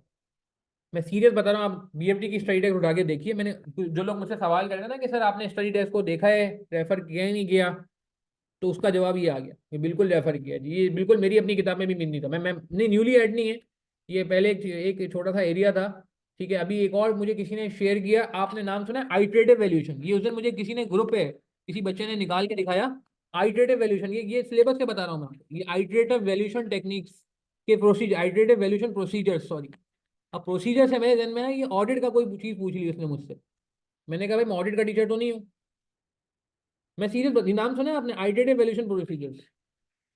मैं तस्वीर पता नहीं कहाँ चली गई इसकी, ये क्या कहते हैं सिलेबस की, आइट्रेटिव वैल्यूएशन, सिर्फ आइट्रेटिव प्रोसीजर्स को छोड़ दें चले। अब ये बात मैं आपको बताऊं, ये हमारे कोर्स में है। तो बड़े कुछ बच्चे बड़े यार, मतलब मैं I am very much thankful to दोस्त स्टूडेंट जो वाकई डीप डाइव करते हैं। तो ये इससे मुझे ये भी फायदा हो गया कि यार ये जब मैं एक्सरसाइज करने बैठा तो मुझे पता चल गया कि कौन से टॉपिक ऐसे हैं जो एग्जैक्ट कभी भी पूछ सकता है। जैसे मोंटी कार्लो सिमुलेशन का बड़ा मसला चल रहा है कि मोंटी कार्लो सिमुलेशन ना, बच्चे कहते थे सर आप भी नहीं पढ़ाते, हमें बुक से भी समझ नहीं आती। तो मैंने क्या किया, जब ये हैंडआउट बनाया, मोंटी कार्लो सिमुलेशन इसमें कवर किया, और ना सिर्फ कवर किया, मैंने इसका वो भी करा दिया, लेक्चर में भी कवर करा दिया। यूट्यूब पे जाओगे तो मोंटी कार्लो सिमुलेशन का मेरा पूरा लेक्चर अवेलेबल है, मोंटी कार्लो सिमुलेशन टेक्निक। ठीक है, इवन तो ये बहुत सारे लोगों को पता है कि कोर्स में ये पता है, मोंटी कार्लो सिमुलेशन कोर्स में ये पता होगा बहुत सारे लोगों को। ये कितने लोगों ने मोंटी कार्लो का नाम भी फर्स्ट टाइम सुना है? फुटबॉल का प्लेयर लग रहा है, रॉबर्टो कार्लोस था ना वो, तो मेरे ख्याल से, खैर नाम सुना है आपने मोंटी कार्लो? ये वाकई ये हमारे कोर्स में फर्स्ट टाइम सुना है फरदान ने? अच्छा, पता है, असद को पता है जी, शहजाद खान ने नहीं सुना। बाकी लोग प्लीज पार्टिसिपेट करके बताएं, मोंटी कार्लो का नाम सुना है हमने? Monte Carlo simulation, simulation technique, ये हमारे बीएफडी के कोर्स में है वैसे, सुना है? That good. अच्छा चलें, मैं वो भी उस पर नहीं डराने का मकसद नहीं है यार, प्लीज डरे नहीं है। सुना है, कवर नहीं किया, हाँ सुना सबने होता है, या जिन्होंने नहीं क्या कहते हैं सुना भी होता है ना, उन्होंने भी कवर नहीं किया होता। ये एक मसला है आपके पास, खैर। तो ये भी अल्लाह का शुक्र है कि आपको इंशाल्लाह इसमें मिल जाएगा। ठीक है, you don't have to worry about this. अच्छा, मैं और क्या कह रहा था, क्रिटिकल सक्सेस फैक्टर्स मैं बता रहा था आपको कि यार ये भी हमारे उसमें है। मजे की जॉनसन शोल दिए सारे मैंने उठाए, फाइनेंशियल परफॉर्मेंस इंडिकेटर्स, ये सीरियसली, ये हालांकि एमएसए 2 में पढ़ा रहा होता हूँ मैं सारी बातें, ठीक है, मगर ये हमारे BFD की किताब में है। खैर, अच्छा ये वैग का वो आ गया, बड़ा मशहूर है ज़माना स्ट्रक्चर जो हमारा स्केच होता है जो पहले उसमें बनता है। अच्छा मैं क्या बातें कर रहा था, हाँ, अब आप मुझे एक बात बताएं ईमानदारी से, डिविडेंड ग्रोथ मॉडल की लिमिटेशंस मुश्किल है या आसान है? हाँ कुछ मुश्किल होंगी, मगर मेजोरिटी आसान है। जैसे मिसाल के तौर पर मैं छोटी छोटी आसान आसान वाली पहले बता देता हूँ ताकि आपको परेशानी ना हो। कि हम एज्यूम करते हैं कोई ग्रोथ हमेशा ग्रोथ होगी, मगर प्रैक्टिकली ऐसा भी हो सकता है कि ग्रोथ हो ही नहीं। हाँ, जो मैं आपको लर्न करने का कह रहा हूँ ना, तो आपको लर्न करने में प्रॉब्लम नहीं होगी अगर आपने समझा हुआ है। अदर फैक्टर्स को इग्नोर किया जाता है, शेयर प्राइस में कहा जाता है कि सिर्फ डिविडेंड का ही फर्क पड़ेगा शेयर प्राइस पे, बाकी फैक्टर भी तो शेयर प्राइस पे होते हैं। मुल्क के पॉलिटिकल हालात हो गए, स्टॉक मार्केट के हालात हो गए, इन सारी चीज़ों का तो उसने इफेक्ट लिया ही नहीं। ठीक है, डिविडेंड को ऐसा सिग्नल यूज किया जाता है जो कि जरूरी नहीं है, और दूसरी चीजें भी होती, बहुत सारी कमियां होती है डिविडेंड देने में बिलीव ही नहीं करती हैं। ठीक है, मेरी बात समझ आ रही है? इसी इतना और आगे चलें अगर आप, ये सॉरी यहाँ पे क्या है गलती वो हो रहा है। अच्छा एक मिनट, तो कहने का मतलब है कि इसमें ना एक असम्पशन होती है कि वो, कि हम शेयर कभी बेचेंगे नहीं। सुना है आपने, कभी हम शेयर बेचेंगे नहीं, ये भी हम इसमें एज्यूम कर रहे होते हैं। डिस्काउंट रेट कभी कभार ज्यादा हो सकता है। तो माय पॉइंट इज कि आप रीडिंग करने के बाद ना फिर आप इसको इसको क्या कहते हैं, याद करें, लर्न करें, छोड़े नहीं ऐसे इसको, छोड़े नहीं। अभी एक स्टूडेंट है, वो क्या कहते हैं, उसने मुझे बताया कि जी सर ये देखें, ये जो है ना इसमें एग्जामिनर ने ये पूछा हुआ है। ठीक है, तो कहने का मतलब है कि आपका चलना चाहिए। अच्छा, ये तो आसान है। अच्छा इसमें देख रहे हैं मैंने हैंड में ये नहीं कि सिर्फ थ्योरी कवर की हुई है, कुछ इलस्ट्रेशन भी डाली है, तो आप 113 पेजेस देख के परेशान ना हो जाए, घबराए नहीं कि 113 पेजेस में सर ने सारा थ्योरी रख दिया है। नहीं भाई देखो, ये इलस्ट्रेशन भी रख दी है। ये इलस्ट्रेशन तो बच्चे बच्चे को आती है यार। तो एक पेज तो समझो आपका वैसे ही कवर हो गया, मैं मजाक में कह रहा हूँ, खैर परेशान नहीं होइएगा, कि ये एक पेज तो ऐसे ही कवर हो गया। नहीं, क्योंकि इसमें तो कुछ थ्योरी है ही नहीं, इसमें तो इलस्ट्रेशन है। तो मैंने इसमें हैंडआउट में आपको समझो रिवीजन भी आपका फोकस है, मुझे पता है पेपर से एक दिन पहले बच्चा पढ़ रहा होगा, तो इससे डबल फायदा हो जाएगा, थ्योरी भी सामने आ जाएगी और उसके अलावा उसका रिवीजन भी हो जाएगा। गोल्डन ग्रोथ मॉडल अगेन, ठीक है, इसकी एग्जांपल हालांकि हमारी नॉर्मल इलस्ट्रेशन में होती है, जस्ट फॉर योर, जैसे कहते हैं ना, रिवीजन पर्पज। फिर CABM की थ्योरी आ गई। ठीक है, CABM बीटा क्या शो करता है, ये तो मुश्किल बात नहीं है, इस पे ऑलरेडी लॉजिकल बात हुई हुई है, मुझे बताएं ईमानदारी से। अच्छा अगर आप मेरी, बिल्कुल बिल्कुल शहजाद खान, आपने बहुत अच्छी बात की, मैं दिल की बात कर दी। अगर आपने मेरी बुक वाली थ्योरी पढ़ी हुई है सारी, तो फिर आपको 113 पेजेस के हैंडआउट से डरने की जरूरत नहीं। हाँ मगर इस हैंडआउट को फिर भी पढ़ना पड़ेगा शहजाद, क्योंकि मैंने भी बताया मैंने बहुत सारी चीजें कुछ ICAP से भी रेफर कर ली हैं, बहुत सारी थोड़ी बहुत चीजें जो हमारी बुक में नहीं थी। भाई मैं क्यों बोलूँ कि नहीं यार बुक में सब चीजें थी। अभी जैसे मैंने आपको नॉन फाइनेंशियल परफॉर्मेंस इंडिकेटर्स दिखाए, मॉन्टी कार्लो के बारे में बताया, तो आपको 113 पेजेस में फिर आपको 90% चीजें वही मिलेंगी जो आप किताब में देख चुके हो, क्योंकि मैंने उसी को बेस बना के बनाया। इस हैंडआउट को कितनी बार पढ़ना चाहिए जी, इस हैंडआउट को कम से कम 418 बार पढ़ना चाहिए। सही है मोमिन इत्तेफाक, अब सही है? मजाक कर रहे हैं भाई? नहीं नहीं भाई, इसको आप कम से कम 2 दफा क्वालिटी पढ़ लें तरीके से। पहली दफा आप पढ़ें, सिर्फ सुकून से पढ़ें और स्कैन करने की कोशिश करें, स्कैन समझते हैं, समझने की कोशिश करें। और सेकंड टाइम जब आप पढ़ें तो इंपॉर्टेंट पॉइंट हाईलाइट कर लें, मार्क कर लें, या उसको कहीं नोट कर लें, ताकि आपको याद करने में या जो इंपॉर्टेंट पॉइंट को जहन में रखने में आसानी हो। तो पहला आप बिल्कुल सिंसियर पढ़ें ताकि आपका डर निकल जाए, डर निकल जाए। सेकंड टाइम आपका फोकस हो कि यार अब इसमें जो काम का मवाद है ना, कि भाई 4 लाइनों को आप कैसे एक लाइन में 2 लाइन में लिखना चाहते हो, आप उसको कहीं नोट कर लो या हाईलाइट कर लो, दैट्स ऑल, दैट्स ऑल। और मैं बता दूं इतना मुश्किल नहीं होगी। अच्छा आगे बढ़ते हैं। तो ये मैंने सिर्फ एक आपको बताने के दिया, तो ये मैं हैंडआउट कल की क्लास में पूरा आपके सामने पूरा लेके चलूंगा इंशाल्लाह। ठीक है ना, कुछ हैंडआउट मैं ऑलरेडी इसमें कवर करा चुका हूँ, और कुछ चीज़ें जो है ना वो मैं ऐसा करूंगा कि कल आपके साथ कवर भी कर लूंगा। अच्छा खैर, coming back to the point, हम थ्योरी पे बात कर रहे थे भाई। तो read all the theory pages from our dedicated book. पहले आपने सुकून से, एक बार पहली बार आपने सुकून से पढ़ा, समझे, जैसे स्कैनर होता है ना, स्कैनर स्कैन करा होता है आहिस्ता आहिस्ता। कभी स्कैनर को देखा चलते हुए आप, तो पेज स्कैन करता है। फर्म में तो लोगों को पता ही होगा ना, अकाउंट स्कैन करने पड़ जा रहे हैं, मैनेजर ने बोला भाई अकाउंट फाइनल हो गए, इनिशियल अकाउंट इनको स्कैन कर दीजिए ताकि हमें इसको अपने सॉफ्टवेयर में लगाना है। तो स्कैनर कैसे काम करता है, स्लो स्लो स्लो स्लो। अच्छा कितने देर में कवर होना चाहिए यार, मैं ईमानदारी से बताएं, अगर आप एक दिन भी तरीके से सुबह से रात तक का लगाते हैं बहुत ही सुकून से बेहतरीन वाला, मैं आपको बताऊं आपका काम हो जाएगा। प्रोवाइडेड आपका कोर्स कवर है, प्रोवाइडेड आपके कॉन्सेप्ट कवर्ड है। हाँ अगर आपने फॉरेक्स नहीं पढ़ा हुआ अभी तक, या आपको डी मर्जर का याद ही नहीं आ रहा कुछ, ठीक है, रिवाइज नहीं किया हुआ, तो रिवीजन नहीं किया हुआ, तो गड़बड़ है। मैंने इसीलिए थ्योरी को लेकर तीसरे नंबर पे रखा है। वैसे तो ये दूसरे नंबर पे होना चाहिए था, मगर मुझे पता है ये भी बहुत जरूरी है, इसमें भी थ्योरी आ जाती है। पहले इसके बाद आप इस पे जाएंगे, ठीक है ना। संदेश मेरे हिसाब से एक दिन में हो जाएगा हैंडआउट कवर। अच्छा अब आ जाते हैं लर्न इंपॉर्टेंट पॉइंट्स, ठीक है। और एटलीस्ट, अच्छा, learn important, make your own notes और एटलीस्ट हाईलाइट इट। अगर आपसे नोटिंग नहीं होगी, अभी टाइम कम है, आप कम से कम ये हाईलाइट तो कर लें। लॉजिकल है, ठीक है। ये बात ध्यान में रहे कि 30-35% वेटेज जा रही है, ठीक है, सही है ना। अच्छा अब आ जाए जरा, हाईलाइट बेहतर ऑप्शन लग रहा है टाइम कम की वजह से, मगर जिन्होंने के पास टाइम होगा, जिनकी अटेम्प्ट विंटर 24 है या जून 25 है या आगे है, उनसे मेरी गुजारिश होगी कि यार आप इसको सिंसियरली करना। लास्ट बड़ा इंपॉर्टेंट काम आपने जो करना है ना, जो आप पे जिम्मेदारी है, ये आप नहीं करेंगे तो फिर समझिए जितनी एफर्ट हुई है वेस्ट हो जाएगी। Solve theory past papers in return form. एक पांचवा स्टेप भी है, फिर काम खत्म होगा। आपने पहले ये वाला हैंडआउट कवर किया मेरा थ्योरी का 113 पेजेस का तरीके से, इसमें देखें ग्राफ भी आ रहा है। ये ट्रेडिशनल थ्योरी है मैम यार, ये मैं आपको सीरीज बता रहा हूँ, आप करें तो सही सॉल्व। और अगर आपके पास हमारी किताब है तो मसला नहीं, हमारी किताब नहीं से आप हमारी किताब से नहीं भी पढ़ रहे हो ना, तो भी मैं बताऊंगा इतना मुश्किल नहीं होगा यार। ये पैकिंग ऑर्डर थ्योरी तो वैसे ही मुझे पढ़ानी पड़ती थी उसमें, जब मैं ये सोर्स ऑफ फाइनेंस पढ़ा रहा होता था, याद करें, सोर्स ऑफ फाइनेंस पढ़ा रहे होते थे, तो ये सारी थ्योरी तो ऑलरेडी कवर्ड है, ठीक है। ये फॉर्मूला ऑलरेडी पता है हमें, डेट बीटा वाला फॉर्मूला, ओवरऑल बीटा पढ़ाते हुए मैंने ये सारी बातें की हैं। यील्ड कर्व ऑलरेडी आप पढ़ चुके हो, तो ये आपको समझो एक तरह से रिवीजन में भी हेल्प करेगा। आपको समझो पूरा कोर्स एक रिवीजन के तौर पे, एक शॉर्ट समरी के तौर पे नजर आ रहा होगा, शॉर्ट समरी के तौर पे नजर आ रहा होगा, ठीक है। अच्छा अब मैं क्या कह रहा था, आपने ये कंप्लीट कर लिया हैंड अल्लाह करके। अब आपने सेकंड स्टेप पे क्या काम करना है, अब आप आगे इस पे, ये वाले हैं। बिल्कुल बिल्कुल सरमद, मगर अब मैं इंपॉर्टेंट बात जो करने जा रहा हूँ बड़ी इंपॉर्टेंट है, वो ये कि ये आपने हैंडआउट, अच्छा अभी हैंडआउट को मैं ये नहीं कहूँगा 15 से सॉल्व करें, क्योंकि यार ये मैं उनसे बात कर रहा हूँ जिनकी अभी समर 24 अटेम्प्ट है, जिनकी समर 24 के बाद की अटेम्प्ट है, उनसे मैं ये बात नहीं कर रहा हूँ, उनसे मैं कहूँगा सब सॉल्व करो। तो आपने कहा नहीं यार मैं कम से कम 5 साल सॉल्व करना चाहता हूँ, 5 साल तो करें ना कम से कम यार।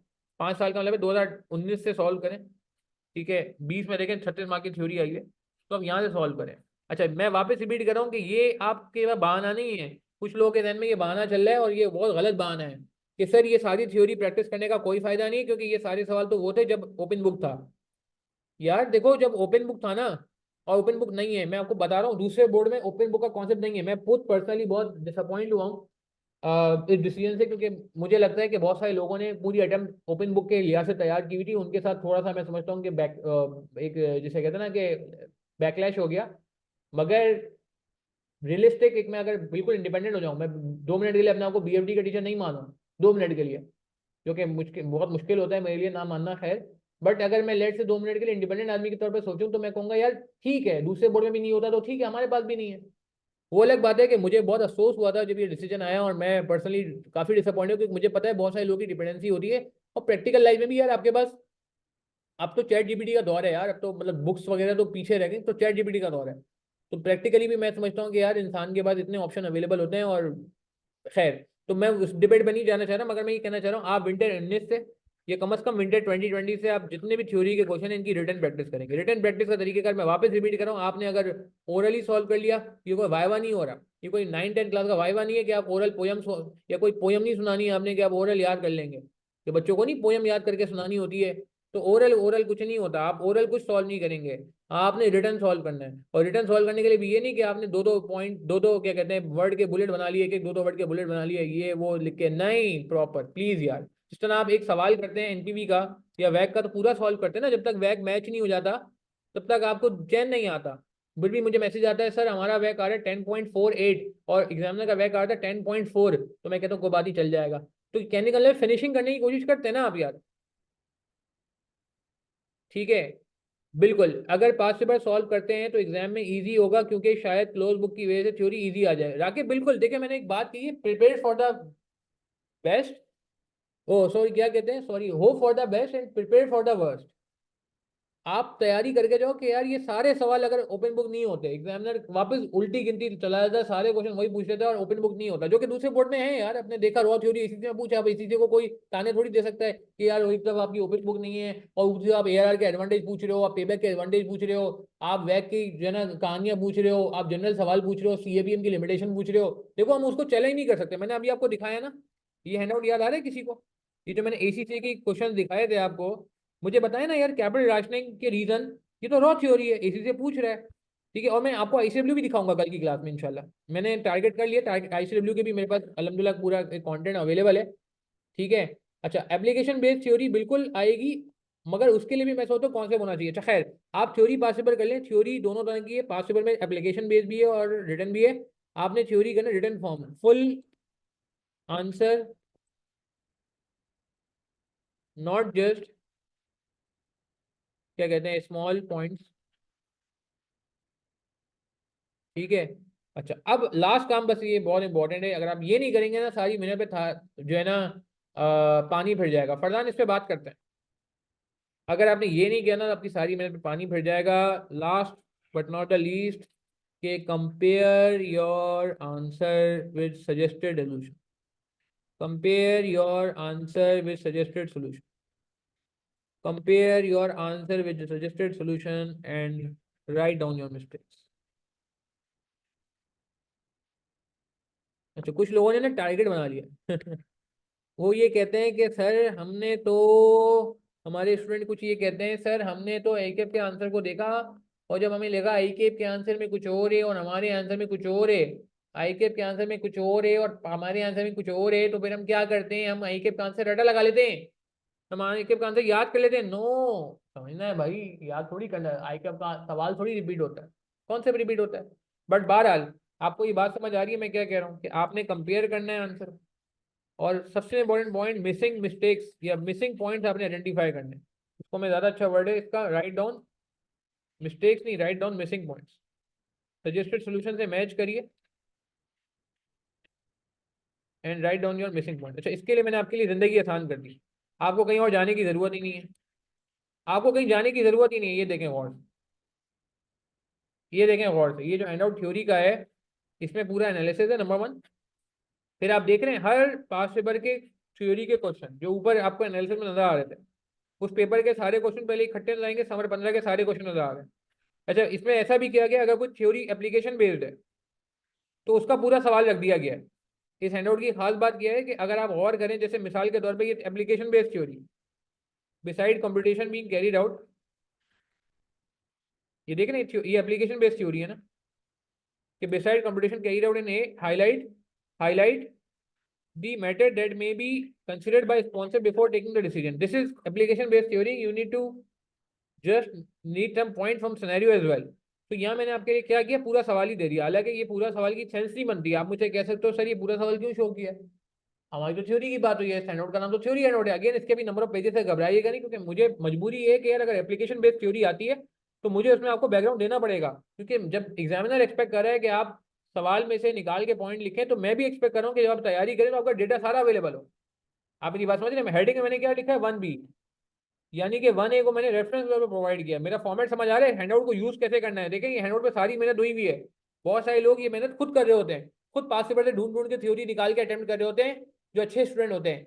तो आपके लिए सारा काम मैंने कर दिया यार, ये कल रात को 2 बजे बैठ के अपडेट भी कर दिया मैंने। ठीक है ना, रात को कल मैंने इसको अपडेट भी कर दिया, 2 अटेम्प्ट इसमें नहीं थी, मैंने 2 अटेम्प्ट ऐड भी कर दिया आपके लिए। ठीक है, फिर 2015 का 2C यहाँ पे इसमें जो है ये रॉ थ्योरी थी, तो मैंने यहाँ पे बैकग्राउंड नहीं दिया, क्वेश्चन नंबर 2 नहीं लिखा। मगर जो एप्लीकेशन बेस्ड थ्योरी आएगी मैं आपको पूरा सवाल दूंगा, ये देखें 3A मैंने रेफरेंस के तौर पे दिया है, ताकि आप पार्ट बी में जब जाएं तो आपको प्रॉब्लम ना हो। हालांकि पार्ट बी सिर्फ 3 मार्क का है, मगर मुझे पता है कि पार्ट बी जो है ना वो आपको समझ ही नहीं आएगा, एग्जिस्टिंग पोर्टफोलियो के बारे में बात समझ ही नहीं आएगी जब तक आप ए पार्ट नहीं देखेंगे।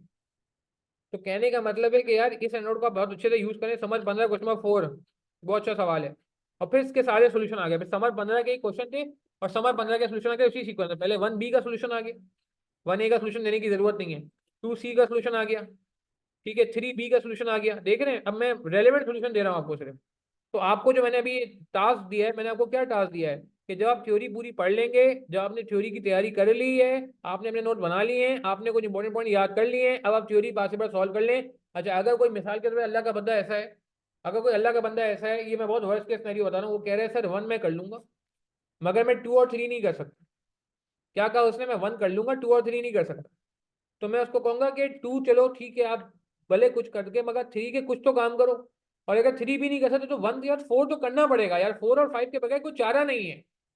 आपको पता तो आप खुद कितने 30वां खां हैं यार, आपको खुद कितनी थ्योरी आती है। मेरी बात समझ आ रही है? ये काम करने के लिए ये hand out number 1 and this is hand out number 2 and that's all यार। कहीं बाहर जाने की जरूरत ही नहीं पड़ रही है आपको। मैं किताब भी रेफर, अच्छा ये दोनों चीजें किताब का पार्ट है।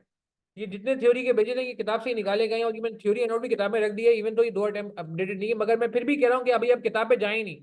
आपने कहा नहीं यार अब मैं बस, बहुत बात हो गई कैलकुलेशन पे, बहुत बात हो गई मेरी वर्किंग में, बहुत बात हो गई कंपटीशन में, मैं इस पर काम करूंगा। मैं आपको सीरियस बता रहा हूँ।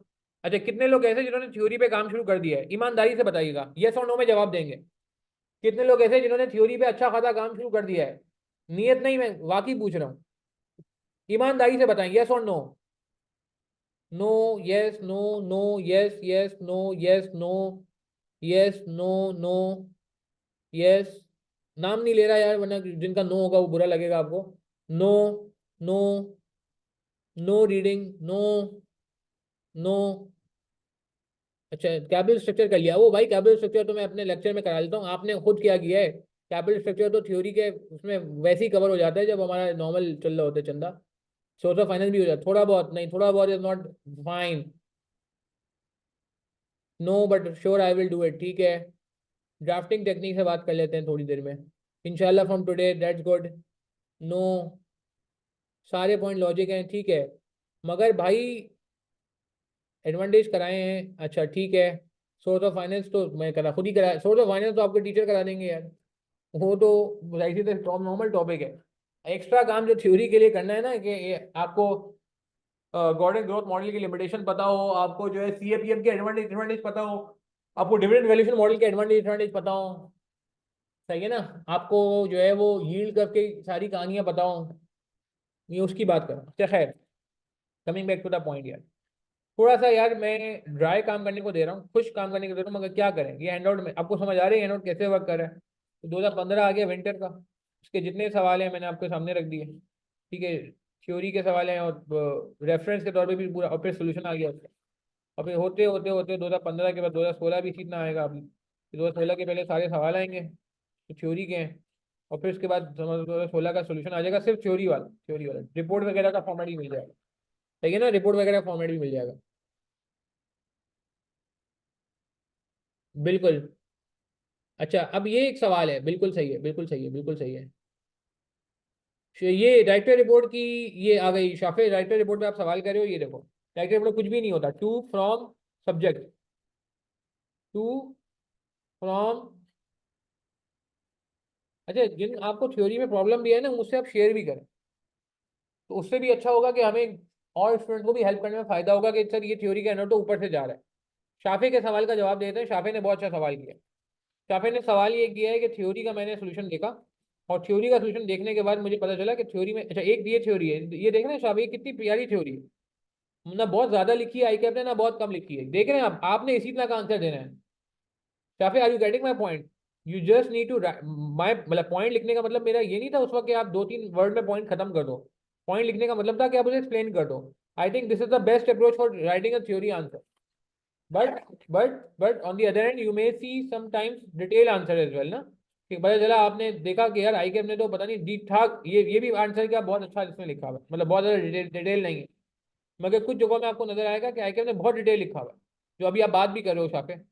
तो उधर भी मैं आपको कहूंगा कि यार कोई टेंशन की बात नहीं है। अब ये देखो इतनी सारी इसने बात लिखी है यहाँ पे, तो मेरे ख्याल से इसमें कुछ चीजें इसने एक्स्ट्रा लिख दी हैं। एक्स्ट्रा मतलब मैं ये नहीं कहूंगा एक्स्ट्रा का मतलब है इरेलीवेंट लिखी है, मतलब उसने ज्यादा एक्सप्लेन कर दिया है। अब मार्क्स के लिहाज से हो सकता है इतनी एक्सप्लेनेशन की रिक्वायर्ड ना हो। तो माय पॉइंट इज कि यार आपको मैं ये नहीं कहूंगा कि अगर लेट से आपने ये पॉइंट कंप्लीटली मिस कर दिया तो आप पूरा छाप रहे हो उठा के। राइट डाउन मिसिंग पॉइंट, ये जो मैंने यहाँ पे आपसे बात की है ये बहुत इंपॉर्टेंट बात थी, कि मैं अगर आपसे कह रहा हूँ यहाँ पे कि यार क्या कहते हैं ये राइट डाउन मिसिंग पॉइंट, तो मिसिंग पॉइंट से मेरा मुराद ये नहीं है कि आप पूरा as it is word to word छापेंगे। मिसिंग पॉइंट से मुराद ये है कि आप उसको समझें वो पॉइंट क्या था, और समझ के आप सिर्फ अपना रेलिवेंट पॉइंट लिख दें। मेरी बात समझ आ रही है? मैं ये नहीं कहूंगा कि पूरा आप उसी वक्त काम किल करें, आप ये नहीं करेंगे यार मैं इसको बाद में समझ लूंगा, अभी सिर्फ नोट कर लेता हूँ, नहीं नहीं नहीं नहीं। आप उसको उसी वक्त पढ़ें, क्योंकि आप अभी टेम्पो में, फ्लो में, आप तो सवाल आपके जहन में, आपने सारी चीजें सवाल की सामने रखी हैं, बाद में तो आपको याद ही नहीं आएगा सवाल, अब पूरा पढ़ना पड़ेगा। तो मेरा आपको ये मशवरा होगा कि नहीं यार, आपने पूरा सवाल पढ़ा हुआ है, आपको ये भी याद आ गया कि यार मैंने 4 पॉइंट लिखे थे, इन्होंने 6 पॉइंट लिखे, इनके 2 पॉइंट कौन से हैं, या आपके 4 में से 3 उनके मैच हो गए, एक मैच नहीं हो रहा, 3 उन्होंने एक्स्ट्रा कौन से लिखे, तो आप उन पॉइंट को समझ के लिखेंगे। ये नहीं कि आप वर्ड टू वर्ड छाप देंगे। मगर ये बात आप कर लें, क्योंकि जब आप ये काम कर लेंगे तो आपको आइडिया हो जाएगा कि आपकी थ्योरी कितनी स्ट्रांग है, कितनी वीक है। शुरू में शायद आपकी थ्योरी ज्यादा मैच नहीं करेगी, मगर जैसे जैसे आगे बढ़ेंगे आपकी थ्योरी मैच करने लगेगी, और एक पॉइंट आएगा आपको थ्योरी में सेटिस्फेक्शन आने लगेगी। और अगर जिन पॉइंट में आपको मसला आ रहा है, जिन टॉपिक में मसला आ रहा है, उस पर फिर आप रिवर्ट बैक करोगे और आप कहोगे यार ये मैं थ्योरी का हैंडआउट में वापस देखता हूँ। मे बी पॉसिबल आप बोलो नहीं यार सर ने जो हैंडआउट कवर कराया है, मुझे लग रहा है कि मुझे और डिटेल रीडिंग करनी चाहिए। तो आप आईके का स्टडी टेक्स्ट पढ़ लेते हो, जो कि मैं समझता हूँ वैसे बहुत सिंपल लफ्जों में आप एक ही जगह स्टडी टेक्स्ट पढ़ सकते हो। मगर आपको मेरी बात समझ आ रही है कि थ्योरी के लिए ये काम करना पड़ेगा। अच्छा ये बात हम एसटीएम के लिए भी बता रहे होते हैं कि जब तक आप ये काम नहीं करेंगे ना यार, आपको पता ही नहीं चलेगा आप कहाँ हैं। आपको ये मॉक ये पहले से करना पड़ेगा, ये एक्सरसाइज पहले से करनी पड़ेगी। You need to identify where you stand. आपको मेरी बात समझ आ रही है? प्रॉब्लम तो नहीं हो रही है? हाँ जी। कोई मुश्किल बात तो नहीं हो रही है? कोई रॉकेट साइंस तो नहीं कह रही मैंने आप? ये 2 हैंडआउट मैंने कहा यार, ये मरे से मरा है यार।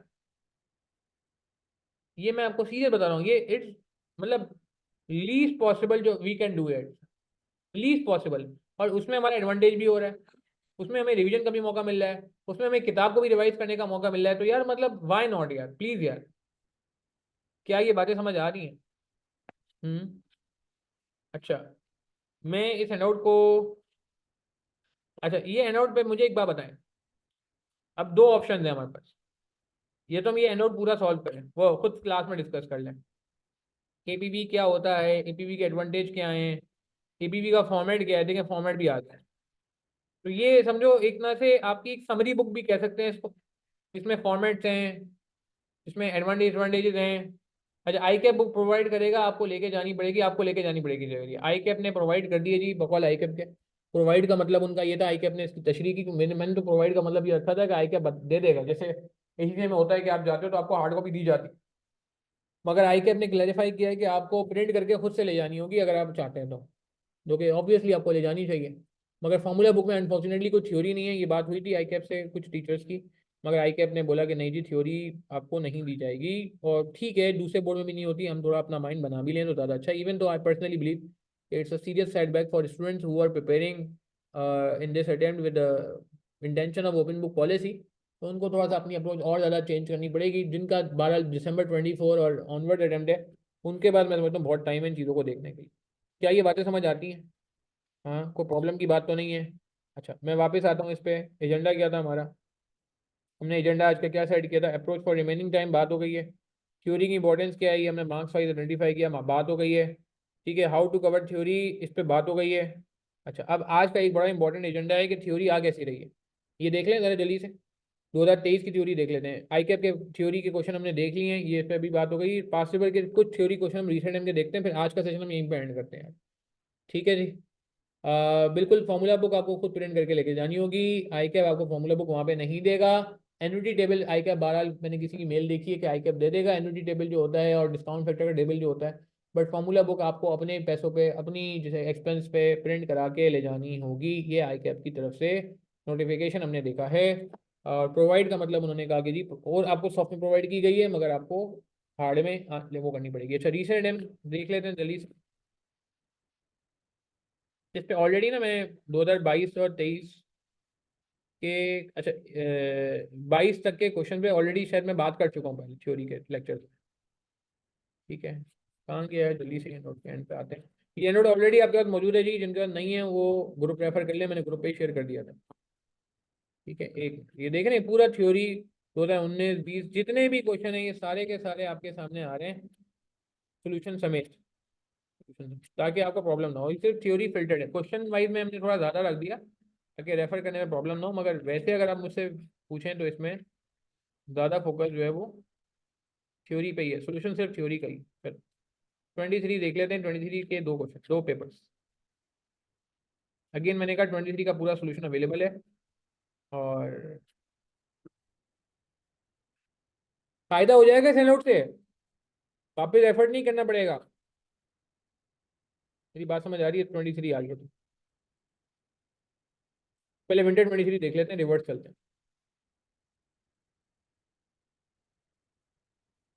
चलें जी, विंटर 2023। अच्छा, ख्याल है इसका मैंने आपको बताया था ना, क्या बताया था? इसका मैंने आपको बताया था कि इसका मैंने ऑलरेडी सोल्यूशन बनाया हुआ है। ये पीडीएफ में मैं इंशाल्लाह शेयर कर दूंगा, ठीक है? ये देख रहे हैं? अच्छा, आपने एक चीज़ नोट की, ये मैंने आपको अपना सोल्यूशन शेयर किया जो मैंने क्लास में कराया, सॉफ्टवेयर पे सॉल्व कराया था, मगर उसको पीडीएफ में कन्वर्ट कर दिया स्नैपशॉट लेके। आपने एक चीज़ नोट की, आइटरेटिव टेक्निक से बिल्कुल जी, मेरा वॉइस नोट मौजूद है, ये वापस टेक्निक ये शेयर कर दिया गया है, क्या कहते हैं, माजिद ने। Thank you Majid. Iterative valuation procedures पे मैंने बिल्कुल शेयर किया था, ये आपने रजिस्टर्ड स्टूडेंट ग्रुप में शेयर कर दिया, इसको हम पब्लिक ग्रुप में, टिप्स वाले ग्रुप में भी इंशाल्लाह कर देंगे शेयर, ठीक है? अच्छा, अब आ जाते हैं इस पे। ये देखें, ये मैंने आपको इसलिए समझाना था कि देखें मैंने भी पूरा सॉल्व किया, मैं चाहता तो पूरा सॉल्व नहीं करता। ये देखें मैंने पूरा सॉल्व किया, ये नहीं कि सिर्फ और सिर्फ दो तीन वर्ड के बुलेट बना के छोड़ दिए, एक एक दो दो वर्ड के बुलेट बना के छोड़ दिया। बुलेट बनाने, मगर आई के भी बुलेट बना रहे, मैंने आपको दिखाया, मगर थोड़ा डिटेल में कि समझ आए। इसी तरह आप एक और सवाल देखेंगे, इस पर भी मैंने कुछ ना कुछ थ्योरी लिखी है। ये मेरा अपना सोल्यूशन है जो मैंने सॉफ्टवेयर पे सॉल्व करके जो है वो यहाँ पे पेस्ट किया है। इतना आप और आगे चले हैं, मैं किताब भी था, ये देख 4B। अब ये देखें 4B में पूरी बात होगी कि पहले ये किया हुआ, फिर उसके बाद ये किया हुआ, फिर उसके बाद आपको है ना ये भी बताया गया कि बेनिफिशियल क्या है। और 5 में तो हमने अल्हम्दुलिल्लाह इसको, ये देख, तीन पॉसिबिलिटीज क्या थी, कंक्लूजन क्या था। तो पॉइंट ये है कि थ्योरी को आपने लिख के करना था, ये नहीं कि थ्योरी को आप ऊपर ऊपर से कर लेंगे तो गड़बड़ हो जाएगी। ये देखिए, ये भी पूरा हमने कंक्लूजन ड्रॉ किया, हालांकि कंक्लूजन था छोटा भी कर सकते थे, मगर हमने कहा नहीं, नहीं। ये सोल्यूशन मैं शेयर कर दूंगा संदेश, ये अवेलेबल है, ये वीडियो उस पर भी अवेलेबल है, वेबसाइट पे, यूट्यूब चैनल पे। मगर पीडीएफ कह रहे हो तो पीडीएफ में ग्रुप पे शेयर कर दूंगा, उसी ग्रुप पे जो मैंने कहा था। ये वीडियो सोल्यूशन भी जिस जिस पे जाओगे आपको मिल जाएगा इंशाल्लाह,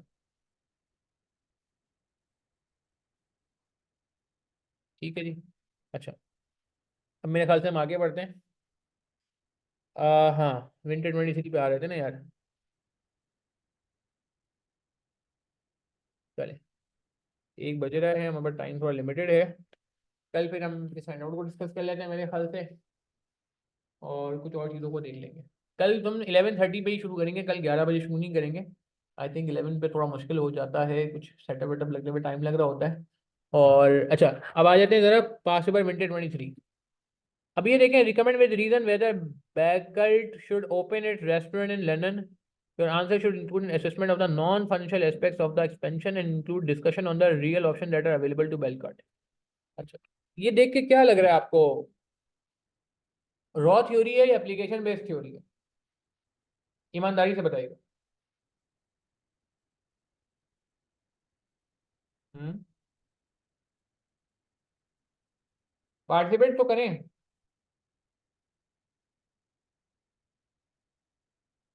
हम्म, ठीक है, पेपर में संभाल लेंगे।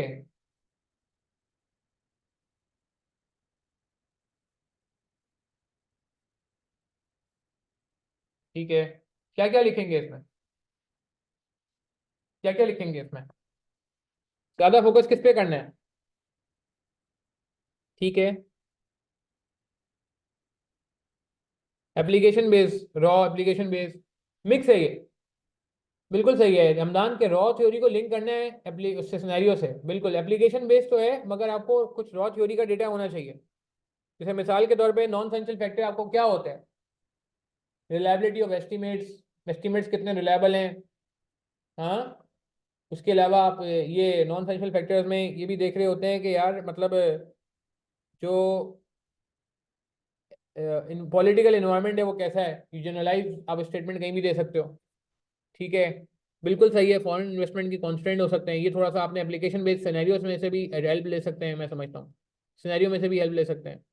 ठीक है, और इसके अलावा कुछ करेंसी के मसले भी, क्योंकि फॉरेन इन्वेस्टमेंट बेजल थी तो इसमें करेंसी की लिमिटेशन भी डाल सकते हैं। अगेन ये थोड़ा आपको सिनेरियो से निकालना पड़ेगा, करेंसी की फ्लक्चुएशन ये सिनेरियो को देख के होगा, हर सवाल में ये मसला नहीं नजर आएगा आपको नॉन फाइनेंशियल फैक्टर्स में। ठीक है, फिर ये चूंकि फॉरेन इन्वेस्टमेंट बेजल है तो आपने वो पढ़ा है repatriation of profits. Foreign investment बेजल में एक कॉन्सेप्ट होता है कि सारे प्रॉफिट नहीं दिए जा रहे होते, कभी वो रिस्ट्रिक्शन लग जाती है, लगा दी जाती है। तो अगेन ये आपको सिनेरियो से पिक करना था। ठीक है, फिर उसके अलावा आपको जो है ना क्या कहते हैं, कुछ जनरल बातें हैं कि टाइम स्पेन जो है प्रोजेक्ट का वो हमेशा क्वेश्चनेबल होता है। 5 साल का प्रोजेक्ट है, 10 साल का प्रोजेक्ट है, ये इतना आसान नहीं होता डिटर्मिन करना प्रैक्टिकली। ये चैलेंजेबल होता है, चैलेंजेबल होता है, मेरी बात समझ आ रही है, ये चैलेंजेबल होता है। तो ये बात भी आपको यहाँ पे करनी चाहिए। ठीक है, और इसके अलावा आपको कंपटीशन फेज कितना है। ठीक है, और इसमें इसने एज्यूम किया था फुल कैपेसिटी सवाल में, तो फुल कैपेसिटी एज्यूम किया है, तो भाई बात ये कि फुल कैपेसिटी तो उस वक्त होती है जब आप कहते हो कि मेरे पास डिमांड बहुत है बट मैं सप्लाई नहीं कर पा रहा, मेरी कैपेसिटी ओवर ऑक्यूपाइड, मतलब 100% ऑक्यूपाइड हो गई है। तो इसको भी चेक करने की जरूरत होती है कि यार कंपटीशन है, तो फिर अगर सवाल में लिखा है कंपटीशन है कहीं, तो आपकी ये जो अजम्पशन है कि चैलेंज हो रही होती है।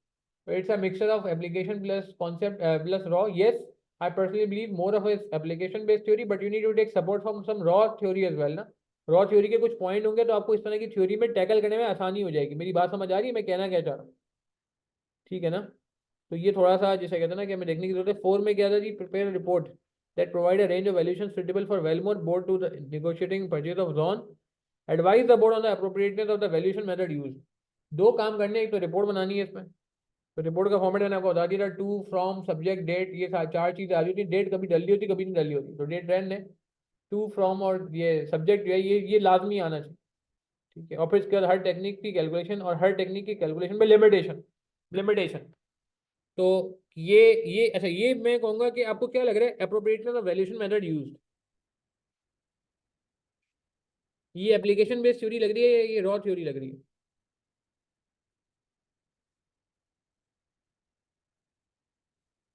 हाँ जी,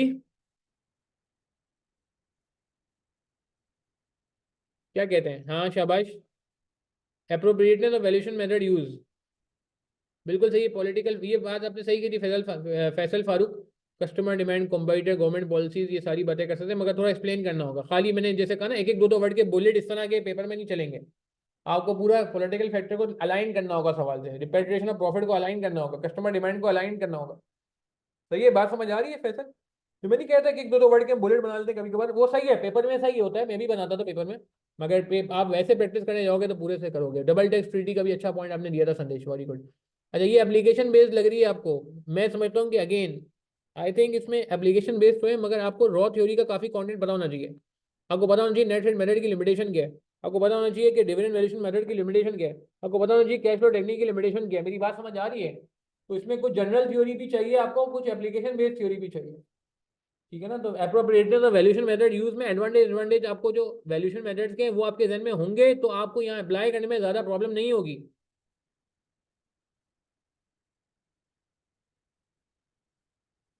ठीक है जी, बात समझ आ रही है?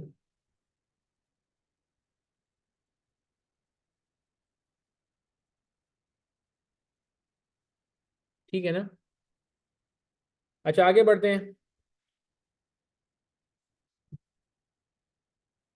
तो वैल्यूएशन टेक्निक निकाल के सॉरी, वैल्यूएशन टेक्निक आइडेंटिफाई करके फिर आप उस पर काम कर लेंगे, ऐसा ही है।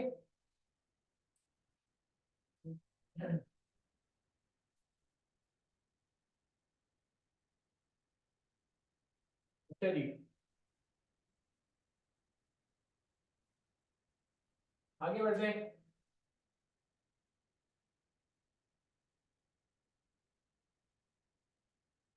चलिए, व्हाट नेक्स्ट?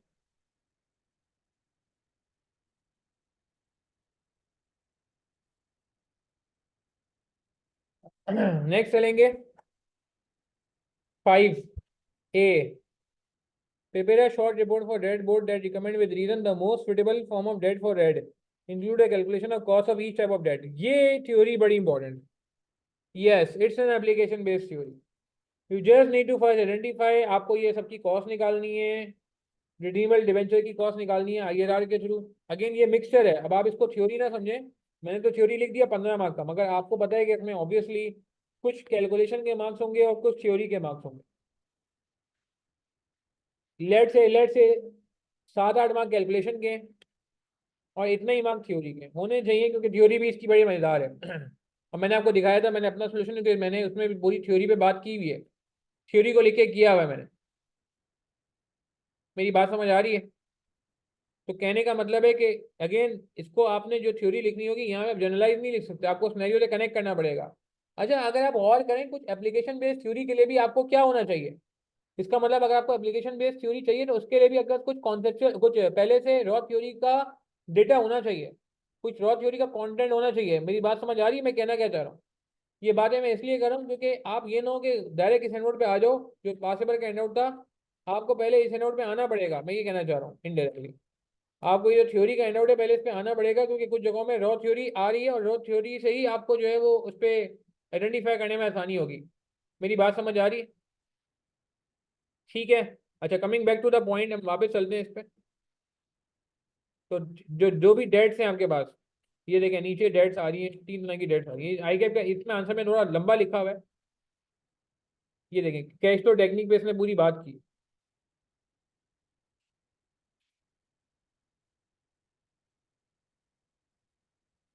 ये देखें रिपोर्ट का फॉर्मेट आ गया, सब्जेक्ट यहाँ आ गया, टू फ्रॉम डेट। अच्छा, थोड़ा सा कभी का फॉर्मेट ऊपर नीचे हो जाता है, कोई मसला नहीं है, कोई मसला नहीं है। तो मेरे यार लैपटॉप की बैटरी खत्म हो रही है, क्या करेंगे, यहीं तक रखें इसको? 1 मिनट, लैपटॉप की बैटरी एंड ना हो जाए इससे पहले कि मैं, बिल्कुल इसने येलो साइन दे दिया। चले, अच्छा आ रही है कि F9 की FM की थ्योरी मैंने पहले बता दिया कि इनफ नहीं है जी, आपको ICAP की थ्योरी पे बात करनी पड़ेगी। F9 में कुछ एक्स्ट्रा थ्योरी भी है, वर्किंग कैपिटल हमारे कोर्स में नहीं है, पॉलिटिकल इन्वायरमेंट हमारे कोर्स में नहीं है, वो SPM में है। तो थोड़ा सा मसला हो जाएगा, थ्योरी का नंबर बना दें, बंदा कैसे आइडेंटिफाई करे। अच्छा, थ्योरी का आइडेंटिफाई करने का तरीका ये है कि यार अब आपने ये वर्किंग देखी, इस वर्किंग में आपको नजर आ रहा है कि यार कैलकुलेशन इतनी ज्यादा महंगी नहीं है, कैलकुलेशन में ज्यादा एफर्ट नहीं है। तो अगर कैलकुलेशन में ज्यादा एफर्ट नहीं है और मार्क्स ज्यादा है, क्योंकि आपको मार्क्स देख के आइडिया हो जाता है, आई कैप के फ्लेवर का आपको पता है, ठीक है ना, आई कैप के फ्लेवर का आपको पता है ना आई कैप का, कि ऐसा नहीं है कि आपको जो है ना वो मार्क्स ज्यादा दे दे और काम कम करवाए। काम आप अगर मार्क्स ज्यादा दे रहा है तो इसका मतलब है आई कैप काम भी ज्यादा करवाने में इंटरेस्टेड है। ऐसा है नहीं है, ऐसा है नहीं है, ठीक है ना। तो कहने का मतलब है कि यार आप ये ना समझें, आप मार्क्स को देके फैसला करें कि इसमें कितने मार्क्स कैलकुलेशन के होंगे, कितने थ्योरी होंगे, आपको कैलकुलेशन करके आइडिया हो जाएगा कि आपने कितना एफर्ट कर लिया है। अगर आप एक ऑनेस्ट तरीके से कैलकुलेशन कर रहे हैं और आपको पता है पास पेपर की वर्किंग का, और फिर आप समझ लें कि रिमेनिंग थ्योरी है, मुझे इस सवाल में लगता है कि आधे मार्क्स थ्योरी के होने चाहिए, बाकी मार्किंग प्लान देख के आइडिया हो जाएगा। अच्छा, पेपर की टाइम मैनेजमेंट टेक्निक पे आज बात नहीं करेंगे, कल बात करेंगे। अली जवाब, ये आपने अच्छा एजेंडा डिस्कस किया है, ये बिल्कुल मेरे एजेंडे में शामिल है, मगर आज मैं समझता हूँ कि इस पर बात नहीं करता, आज ऑलरेडी बहुत सारी बातें हो गई, इन्हीं को डाइजेस्ट कर लें हम तो बहुत अच्छा है। कल जब हम थ्योरी का नोट डिस्कस करेंगे तो इस पर पेपर टेक्निक से बात कर लेंगे और स्पेशली टाइम मैनेजमेंट टेक्निक की बात कर लेंगे, ठीक है। ये कल का सेशन इसलिए काफ़ी इंपॉर्टेंट होगा, वो भी आप ले लें, ठीक है। अच्छा, फैसल फारूक आप क्या कह रहे थे? हाँ, कि थ्योरी के नंबर मैंने आपको बता दिया कैसे आइडेंटिफाई होगा, ठीक है। अच्छा, विंटर 23 की आपने थ्योरी देख ली है कि इन्होंने सारी चीज़ें पहले आपके सामने रखी हैं, और फिर उसके बाद इन्होंने जो है ना क्या कहते हैं उसको क्या किया है कि उसको वो किया है, सॉल्व करवाया। 1 मिनट है थोड़ा सा, ठीक है जी। मेरे ख्याल से एंडिंग में हम एक विंटर 23 को हमने देख लिया, एप्लीकेशन बेस्ड थ्योरी आई है, मगर इसके लिए आपको रॉ थ्योरी पता होनी चाहिए, वरना प्रॉब्लम हो सकती है। हम एक दफा समर 23 को देख लेते हैं और फिर हम अपने इस सेशन को आज एंड कर लेते हैं। आई थिंक थोड़ी देर में नमाज का भी टाइम हो जाएगा, और एक लगातार हमने कोई ब्रेक भी नहीं लिया है, तो वो मुझे लग रहा है कि आप लोगों के लिए भी थोड़ा सा हैवी हो रहा है डाइजेस्ट करना। कुछ भारी बातें भी मैंने कर दी हैं, तो थोड़ी सुना भी दी है कि थ्योरी आप लोग कर नहीं रहे हो, खैर। अच्छा, लबे लुबाब हम बाद में देखते हैं, हम इस पे आते हैं वापस से। कहाँ गया जी? अच्छा, मोंटी कार्लो सिमुलेशन में आपको कह रहा था ना, ये देखें ये रहा मोंटी कार्लो सिमुलेशन, ये देखें हमारा कवर्ड हुआ भाई, ये मैंने एक ऐसी नज़र पड़ी तो मैंने कहा आपको दिखा दूँ।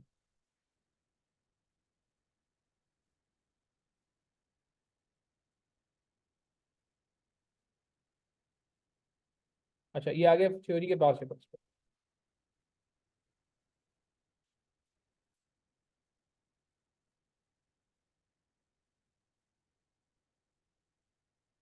लैपटॉप की बैटरी बिल्कुल एंड पे है। खैर, अच्छा जी, तो ये देख लें क्वेश्चन नंबर 1 बी और सी में थ्योरी आई थी। कल 11:30 पे रखेंगे बिल्कुल यार, क्योंकि 2.5 घंटे लगातार मेरे ख्याल से अब तो वैसे ही लोगों को आदत नहीं है लाइव क्लासेस लेने की, तो मैं सोचता हूँ उसमें थोड़ा सा ना डिफिकल्ट हो जाएगा आप लोगों के लिए, फिर इंटरेस्ट भी लूज होना शुरू हो जाता है। खैर, अच्छा, बस जल्दी से खत्म करें, I think 5 minutes more I guess. अच्छा, इस पे कल हम बात करते हैं शुएब। शुएब इस पे कल बात करते हैं इंशाल्लाह। कल आप आओ, कल ये सवाल वापस करना, क्योंकि इसका जवाब थोड़ा लेंदी है कि कीवर्ड्स, आपने अच्छा सवाल किया, जो कीवर्ड्स होते हैं इनको हम कैसे यूज कर सकते हैं। अच्छा, रिक्वायरमेंट पहले पढ़ लेते हैं। Using a free cash flow to equity method, ये तो आपका कैलकुलेशन बेस्ड सवाल है। Briefly explain whether AP board concern regarding alpha share price are valid and how this might impact the negotiation to acquire आरडा।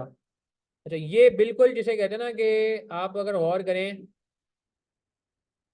कि confirm confirm कोई राय नहीं है इसमें। कौन सा सवाल है, रॉ है या एप्लीकेशन बेस्ड है? ऑब्वियसली जी, फरदाम सही कह रहे हैं। बाकी लोगों का क्या ख्याल है? मुझे लग रहा है थक गए सब बेचारे, मगर जवाब तो दें। ओ भाई, असद अहमद चंदा, रॉ कहाँ से आ गया लड़के? वो कह रहे हैं कि भाई एपी, एपी कौन है, कंपनी है, उसने कोई कंसर्न रेज किए, सवाल पढ़ो के आइडिया हो जाएगा। तो ये सवाल से ही निकालना पड़ेगा, इसमें आप नहीं कर सकते ऐसे काम। ठीक है ना? अच्छा, आगे बढ़ते हैं। ये सी पार्ट में क्या कह रहे हैं, briefly advise the board to the of the exchange rate that will arise when AP commences exporting and the technique that the board can use to manage the risk. कितना आसान सवाल है, ईमानदारी से पढ़ के बताओ क्या लग रहा है। ये है एप्लीकेशन बेस्ड सवाल, मगर इसका सवाल और जवाब आसान नहीं है। मुझे बताओ क्या करने को कह रहे हैं। एमएसए 2 में ऐसे सवाल बहुत आते हैं, एमएसए 2 में ऐसे सवाल बहुत आते हैं। जी बताएं क्या कह रहे हैं। ठीक है, कोई मसला नहीं शाफे, मगर हाँ, फैसल फारूकी बिल्कुल सही है। क्या है लिखने को कह रहा है, बिल्कुल फैसल फारूकी ने बिल्कुल सही कहा। और कोई ट्राई करे। सी पार्ट की बात कर रहा हूँ, बी तो हो गया, बी आपको सिनेरियो पढ़ना पड़ेगा। अभी सिनेरियो नहीं पढ़ रहे, टाइम कम है हमारे पास। बिल्कुल सही है, फॉरेक्स की बातें कर रहा है, एक्सचेंज रेट रिस्क की बातें कर रहा है। तो क्या रिस्क है, पेमेंट में रिस्क है, रिसीट में रिस्क है, वो आपको सिनेरियो पढ़ के आइडेंटिफाई करना होगा। बिल्कुल सही कहा, आईफोन 12 प्रो मैक्स ने सही कहा, फरदान ने सही कहा, समान आरिफ सही कह रहे हैं, हेजिंग ऑप्शन से बात करनी है। फरदान सही कह रहे हैं कि हेजिंग ऑप्शन से बात करनी है, हेजिंग टेक्निक से बात करनी है। तो मैं आपको इसका सोल्यूशन दिखा दूं एक दफा। ये देखें, ये देखें, एक्सचेंज रेट रिस्क पे बात करनी है और हेजिंग पे बात करनी है। अच्छा, इसमें कुछ इतना एक दो बातें एक्स्ट्रा की हुई हैं। ये देखें, फॉरवर्ड कॉन्ट्रैक्ट की हेजिंग की बात की है, मनी मार्केट की बात की है, फ्यूचर्स की बात की है, ऑप्शंस की बात की है। ज्यादा लिखा हुआ है। अच्छा, इसने ना बहुत डिटेल लिख दिया। अब मैं ये बात कर रहा था कि भाई अब ये 5 मार्क का सवाल है, अल्लाह को मानो। आई कैप भाई, आई कैप मेरे दोस्त, प्यारे दोस्त, ये 5 मार्क में बच्चे से आप एक्सपेक्ट ना करो बेटा कि आप जो है ना इतने सारी चीजें लिखवाओगे, ऐसा नहीं है। ठीक है, आई कैप प्यारे, आई कैप आपने ये 5 मार्क देने हैं ना, तो ये इतना कंटेंट एक्सपेक्ट नहीं करना है। और मैं आप लोगों से कह रहा हूँ, मतलब सॉरी, मैं आई कैप को क्या कहने लग गया, प्यारे बच्चों, मैं आप लोगों से कह रहा हूँ, सॉरी आई कैप को मैंने कुछ बोल दिया, खैर नहीं, आई कैप को नहीं बोलना चाहिए। प्यारे बच्चों, मैं आपसे कह रहा हूँ कि ये आपकी लर्निंग के लिए इन्होंने ज्यादा पॉइंट लिख दिए हैं, आप इसमें से अपने काम के पॉइंट लिखेंगे। ठीक है, 5 मार्क का सवाल है, 4 तो हेजिंग टेक्निक्स हैं, तो 4 मार्क्स तो सिर्फ टेक्निक्स के हो गए, और फिर रिकमेंडेशन का भी आधा 1 मार्क होता है, पाव मार्क होगा। तो कुछ लोग, पाव मार्क तो नहीं कहना चाहिए, मजाक में कह रहा हूँ कि आधा 1 मार्क तो उसका भी होगा। इंटरनल एजिंग की भी कुछ बात की, तो आप प्लीज ये ना समझिएगा शाफे, जैसे आपने कहा, शाफे ने बहुत अच्छी बात की। शाफे ने कहा सर मैं तो इतना लिख ही नहीं पाया, मैंने तो इतना लिख ही नहीं पाया। तो मैंने आपको ये नहीं बोला है कि आप कॉपी पेस्ट करेंगे, जो मैंने थोड़ी देर पहले बात की थी ना, याद है शाफे? मैंने क्या कहा था, कॉपी पेस्ट नहीं करना है, कि अगर कोई पॉइंट मिस हो रहा है तो आपने कहा सब मैं कॉपी पेस्ट कर लूँ ब्लाइंडली, नहीं। आप ये देखें कि आपने जो काम की बात लिखी थी वो मैच हो रही है नहीं हो रही है, नहीं हो रही है मैच, तो आप मैच करा दो, मगर आप पूरा एज इट इज नहीं लिखना। इन्होंने मेरे ख्याल से 10 मार्क के हिसाब से लिख दिया है, जो कि थोड़ा सा पेपर में मुश्किल हो जाएगा, क्योंकि अगर आपने 5 मार्क में इतना लिख दिया तो मैं समझता हूँ कि आपके कोई एक्स्ट्रा किसी सवाल के 5-10 मार्क चले जाएंगे। ये 5 मार्क का मतलब है 9 मिनट में नहीं लिखा जा सकता। ठीक है, ये कंफ्यूजन क्लियर हो गई शाफे, कि ये आधे पेज के अंदर, पौने पेज के अंदर हो जाएगा 5 मार्क, मगर आप पूरा 1.5 पेज का आंसर इसमें आईकेप ने लिखा हुआ है, आप आईकेप के 1.5 पेज के आंसर को फॉलो नहीं करिए। मुझे उम्मीद है जब आप इसको देखेंगे आप शॉर्ट लिख लेंगे, मगर पॉइंट मिस नहीं होना चाहिए। आपने अगर हेडिंग ही नहीं डाली ऑप्शन की, कि आपने फ्यूचर से बात ही नहीं की तो फिर मार्क्स कटेंगे। सही है, बात समझ आ गई? देखें, 5 मार्क का सवाल है, आप समझे 5 मार्क का मतलब है 9 मिनट। 9 मिनट में आपको लिखना भी है, सवाल भी पढ़ना है। तो शोएब मुझे खुद बताएं, क्या मैं 9 मिनट में ये सारा लिख सकता हूँ? यहाँ से लेके नहीं लिख सकता, नहीं लिख सकता। ठीक है ना? तो और इस बात को समझे, एग्जामिनर आपको भी ये बात पता है कि आपका फोकस कैलकुलेशन पे था, थ्योरी पे ज़्यादा नहीं था। एग्जामिनर भी आपसे एक्सपेक्ट नहीं करेगा कि आप इतना लंबा लंबा काम करें। तो मैं ये समझता हूँ कि 5 मार्क का सवाल है, आधा पौना पेज इनफ है अगर आपने सारे पॉइंट कवर किए तो। हाँ, अगर आपने पॉइंट कवर नहीं किया और फिर आधा पौना पेज भर दिया तो वो मेरे किसी काम का नहीं, वो एग्जामिनर के किसी काम का नहीं है। मैं एग्जामिनर नहीं हूँ, मैं जनरल बात कर। ठीक है शोएब, बात समझ आ गई है? अच्छा, अब आगे चलते हैं जल्दी से, फिर करके बस एंड कर रहे हैं हम चीज़ों को, वाइंडिंग अप की तरफ जा रहे हैं बस सेशन के। कल 11:30 बजे कंटिन्यू करेंगे। आज के सेशन में कोई फायदा वायदा वो भी रह नहीं हो रहा। हाँ, ये सारी बातें बता दी आपको, कोई काम की बात भी की है हमने। यही सब कुछ ऑलरेडी पता था, कुछ नया सीखने को मिला नहीं, कुछ आंखें खुली हमारी। हाँ, डायरेक्टर रिपोर्टिंग बहुत बड़ी बड़ी आती है, बेकार है, इतनी कहानियां लिखने की जरूरत नहीं है। देखिए, डरे नहीं यार, प्लीज डरे नहीं। तो डरेंगे ना तो काम खराब हो जाएगा। ये सेशन यकीन करें, मैं बड़ा रात को 2 बजे सोया हूँ, फिर कुछ इमरजेंसी हो गई थी तो मुझे सुबह उठना भी पड़ा। बट मैंने कमिटमेंट की हुई थी कासा वालों से कि नहीं यार, सेशन लेना है, तो मैं आ गया। फिर भी गला थोड़ा ख़राब है, मगर मैंने कहा नहीं यार कोई बात नहीं। फिर बच्चों की क्वेरी इसीलिए रह भी गई है 1-2 दिनों से, क्योंकि unfortunately I was not available. But खैर, तो मुझे यही हो रहा था कि मैंने कहा यार मैं सेशन भी ले लूँ और किसी को फ़ायदा ना हो तो मज़ा नहीं आएगा।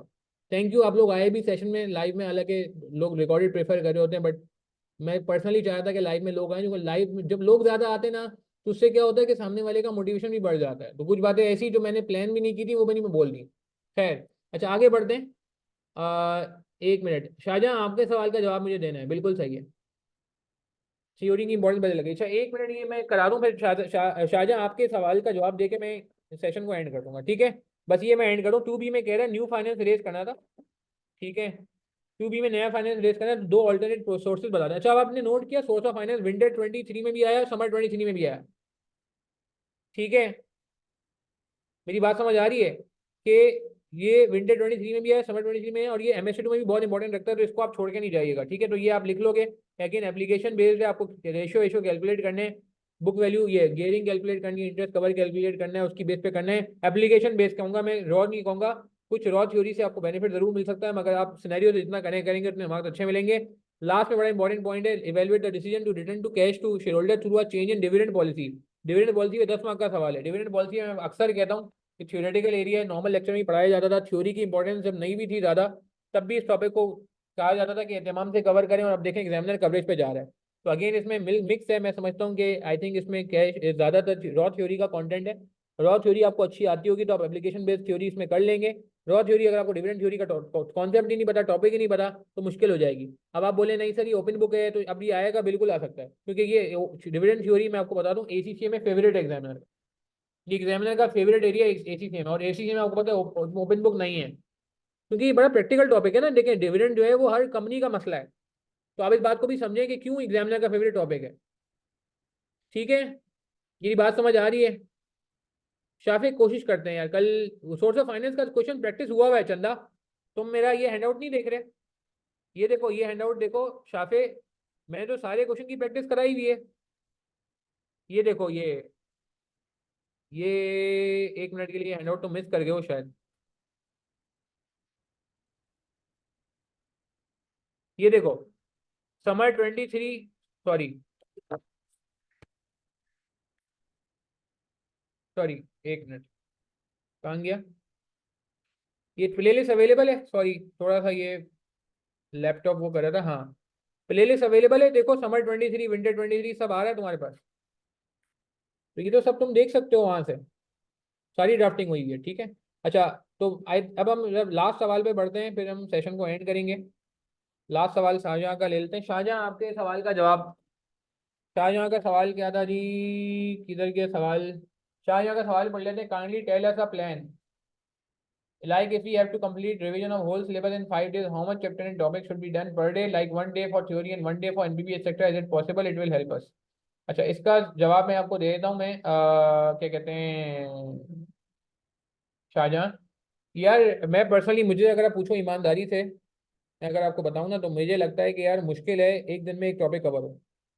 मुझसे अगर पूछते हो तो ईमानदारी की बात बताऊं तो मेरे लिए, मैं पर्सनली समझता हूँ मुश्किल है। मगर अगर तुम कहते हो नहीं यार मेरे पास 5 दिन ही है और मैं 5 दिन के अलावा दे ही नहीं सकता, मैं 5 दिन के अलावा दे ही नहीं सकता, तो मैं कहूँगा फिर यार पहला दिन आप एनपीवी को दें, दूसरा दिन आप वैक को दें, तीसरा दिन आप जो है वो मर्जर इक्वेशन को दें, और चौथा दिन फॉरेक्स को दें।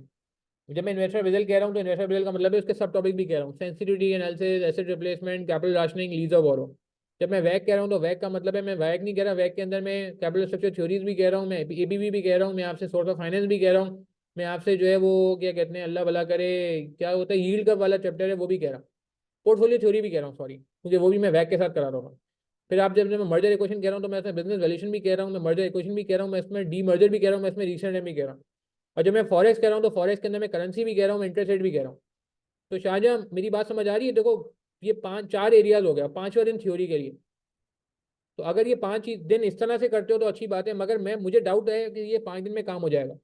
मुझे लग रहा है कि जो तुम 5 दिन में कह रहे हो ये 10 दिन में काम होगा, यानी कि 2 दिन इन्वेस्टर बेजल, 2 दिन वैक, 2 दिन बिजनेस वैल्यूएशन, मर्जर इक्वेशन, 2 दिन फॉरेक्स और 2 दिन थ्योरी। मुझे ऐसा लगता है शाहजहां, क्योंकि रिटन प्रैक्टिस भी करनी है, थ्योरी की है, सौतेला सलूक नहीं करना है ना यार, मैंने पूरी टेक्निक बता दी आपको। तो अगर ये 5 के 10 दिन हो जाते हैं और आप सुबह से शाम तक सिर्फ बीएफडी पढ़ते हो तो ये 10 दिन में हो जाएगा काम। और ये इस सीक्वेंस में लेके चलो, क्योंकि हर पिछला टॉपिक अगले को हेल्प कर रहा होता है, हर पिछला टॉपिक अगले को हेल्प कर रहा होता है, बीच में नहीं करना। हाँ, मैं तुम्हें एक ऑप्शन दे सकता हूँ फ्लेक्सिबिलिटी का, थ्योरी आखिर में ही करना, क्योंकि थ्योरी आखिर में करने की वजह मैंने आपको बता दी, क्योंकि थ्योरी में एप्लीकेशन बेस्ड थ्योरी भी है, रॉ थ्योरी भी है। तो जब आप सारे कॉन्सेप्ट रिवाइज कर लोगे तो थ्योरी में मजा भी आएगा, थ्योरी के एनोट में फॉर्मेट भी आ रहे हैं तो आपको रिवीजन भी हो जाएगा। और last but not the least, मैं एक बड़ी इंपॉर्टेंट बात करने जाऊंगा शाहजहां के, क्या कह रहा था मैं, जहन से ना निकल जाए यार, कि हाँ हाँ, मैं ये बात कहता, फ्लेक्सिबिलिटी ये कि फॉरेक्स पहले कर सकते हो तुम चाहो तो, पहले दिन फॉरेक्स कर लो, इन्वेस्टर बिजल वैक और बिजनेस वैल्यूएशन उसके बाद कर लेना, मगर बिजनेस वैल्यूएशन जो है वो बाद में ही होगा, वैक और इन्वेस्टर बिजल के बाद। या तो सीक्वेंस ये होगी जो मैंने बताई, या फिर ये होगी कि आप ये जो फॉरेक्स इसको पहले कर लो और उसके बाद सारे उसी सीक्वेंस में फॉलो करो। ठीक है, चले, मजा आया आपको आज यार? बस, अच्छा लास्ट में बस एक बात करना चाहूंगा, मैं जितनी मेहनत कर लूँ, आप जितनी मेहनत कर लें, मैं जितने एंड नोट बना लूँ, मैं जितनी आपको जो है ना क्या कहते हैं टेक्निक बता दूं, आप जितने जतन कर लें, रातें जाग लें, आपका पेपर एक सूरत में पास होता है जब अल्लाह की मर्जी शामिल होती है। मैं सीरियस बता रहा हूँ, ठीक है ना, मैंने करके देखा है। तो कुछ अटेम्प्ट ऐसी भी होती थी जिसमें बड़ी मेहनत होती थी, लॉ और आईटी में, मगर लॉ और आईटी पास ही नहीं होते थे। और कुछ अटेम्प्ट में ऐसा हुआ कि अल्लाह का करना ऐसा हुआ कि थोड़ा कम मेहनत करके ही पास हो गए। तो मैं सीरियस बता रहा हूँ, आपका काम है मेहनत करना, आप मेहनत से पीछे ना हटें, आप इसको छोड़ दें कि मेरे पेपर पास नहीं हो रहे थे, मेरे साथ क्या होगा, यार आपका काम एफर्ट करना है। और अल्लाह ताला की मर्जी के बगैर मैंने कहा पेपर पास नहीं हो सकता, तो अल्लाह ताला की मर्जी को शामिल करने का एक छोटा सा तरीका है दुआ। तो मेरी बस लास्ट में आप लोगों से रिक्वेस्ट यही है कि यार आप लोग प्लीज़, ऑब्वियसली मैंने देखा है कोई इबादत वगैरह भी बढ़ जाती है जब पेपर करीब होता है, तो आपने यार अगर कुछ थोड़ा सा टाइम जो है ना वो दुआ को दे दें, 5 मिनट 10 मिनट, और सिंसियर दुआ अल्लाह ताला से मांगे, अल्लाह ताला से सिग्नल क्रिएट करने की कोशिश करें, सिग्नल को स्ट्रॉन्ग करने की कोशिश करें, और अल्लाह ताला से ये दुआ करें कि भाई मैं एफर्ट कर सकता हूँ, मैं एफर्ट कर रहा हूँ, और रिजल्ट आपके हाथ में है। तो और दुआ सिर्फ अपने लिए ना करें, अपने दोस्तों के लिए भी करें, कुलीग्स के लिए भी करें, क्योंकि सब अगर एक दूसरे के लिए दुआ करने लग गए ना, तो पता नहीं किसकी दुआ किसके में कबूल हो जाए और सबका फायदा हो जाए। और ये बीएफडी में ऐसा होता है, बीएफडी बड़ा ब्लेस्ड पेपर है, मैं सीरियस बताऊँ, बहुत ब्लेस्ड पेपर है अल्हम्दुलिल्लाह। मैं पहले मैनेजमेंट अकाउंटिंग पढ़ाता था, उसमें क्या होता था कि बहुत कम बच्चे पास होते थे, कब इतनी मेहनत करते थे, 50 बच्चे पास हो रहे हैं, 100 बच्चे पास हो रहे हैं। बीएफडी ब्लेस्ड पेपर है अल्हम्दुलिल्लाह, अल्हम्दुलिल्लाह, अल्लाह का बहुत एहसान है, करम है मालिक का, कि इसमें बच्चा नंबर ऑफ परमानेंट ग्रेड अच्छे आते हैं, बुरे नहीं आते, बहुत अच्छे भी नहीं आते, मगर बहुत बुरे भी नहीं आते, बहुत अच्छे भी आ जाते हैं कभी कभार।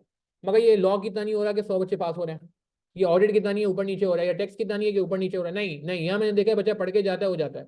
तो यार बस आप अल्लाह ताला से अच्छी की उम्मीद रखें, दुआ भी करें, सब एक दूसरे से दुआ करें, मैं भी दुआएं करता हूँ आप लोग के लिए, आप भी दुआएं करें, बाकी सब एक दूसरे के लिए दुआ करेंगे, तो मुझे उम्मीद है सबकी दुआएं जो हैं वो जब रंग लाएंगी तो पेपर निकलेगा इंशाल्लाह। ठीक है, मेहनत भी करनी है, दुआ भी करनी है, अल्लाह ताला आप सबको कामयाब फरमाए। कल इंशाल्लाह हम वापस मिल रहे हैं 11:30 बजे, कल का एजेंडा भी इंपॉर्टेंट है। और आज का अगर आपको समझ आया होगा तो यार ये रिकॉर्डिंग मैं शेयर करवा दूंगा, कासा वाले भी शेयर कर देंगे आपको, मैं अपने चैनल में भी शेयर कर दूंगा। आप काइंडली और लोगों को भी फॉरवर्ड कर देना, ये व्हाट्सएप ग्रुप का लिंक भी फॉरवर्ड कर देना, ताकि अगर कोई और भी हमसे फ़ायदा उठाना चाहे इस क्या कहते हैं चीज़ों से, तो वो उठा सके। ठीक है जी, चलें, अपना ख्याल रखिएगा प्लीज़, दुआ में याद रखिएगा, इंशाल्लाह आपसे मुलाकात होती है। अस्सलाम वालेकुम रहमतुल्लाहि व बरकातुहू। मेहनत जारी रखें। अल्लाह ताला आप सबको कामयाब फरमाए। आमीन सुम्मा आमीन।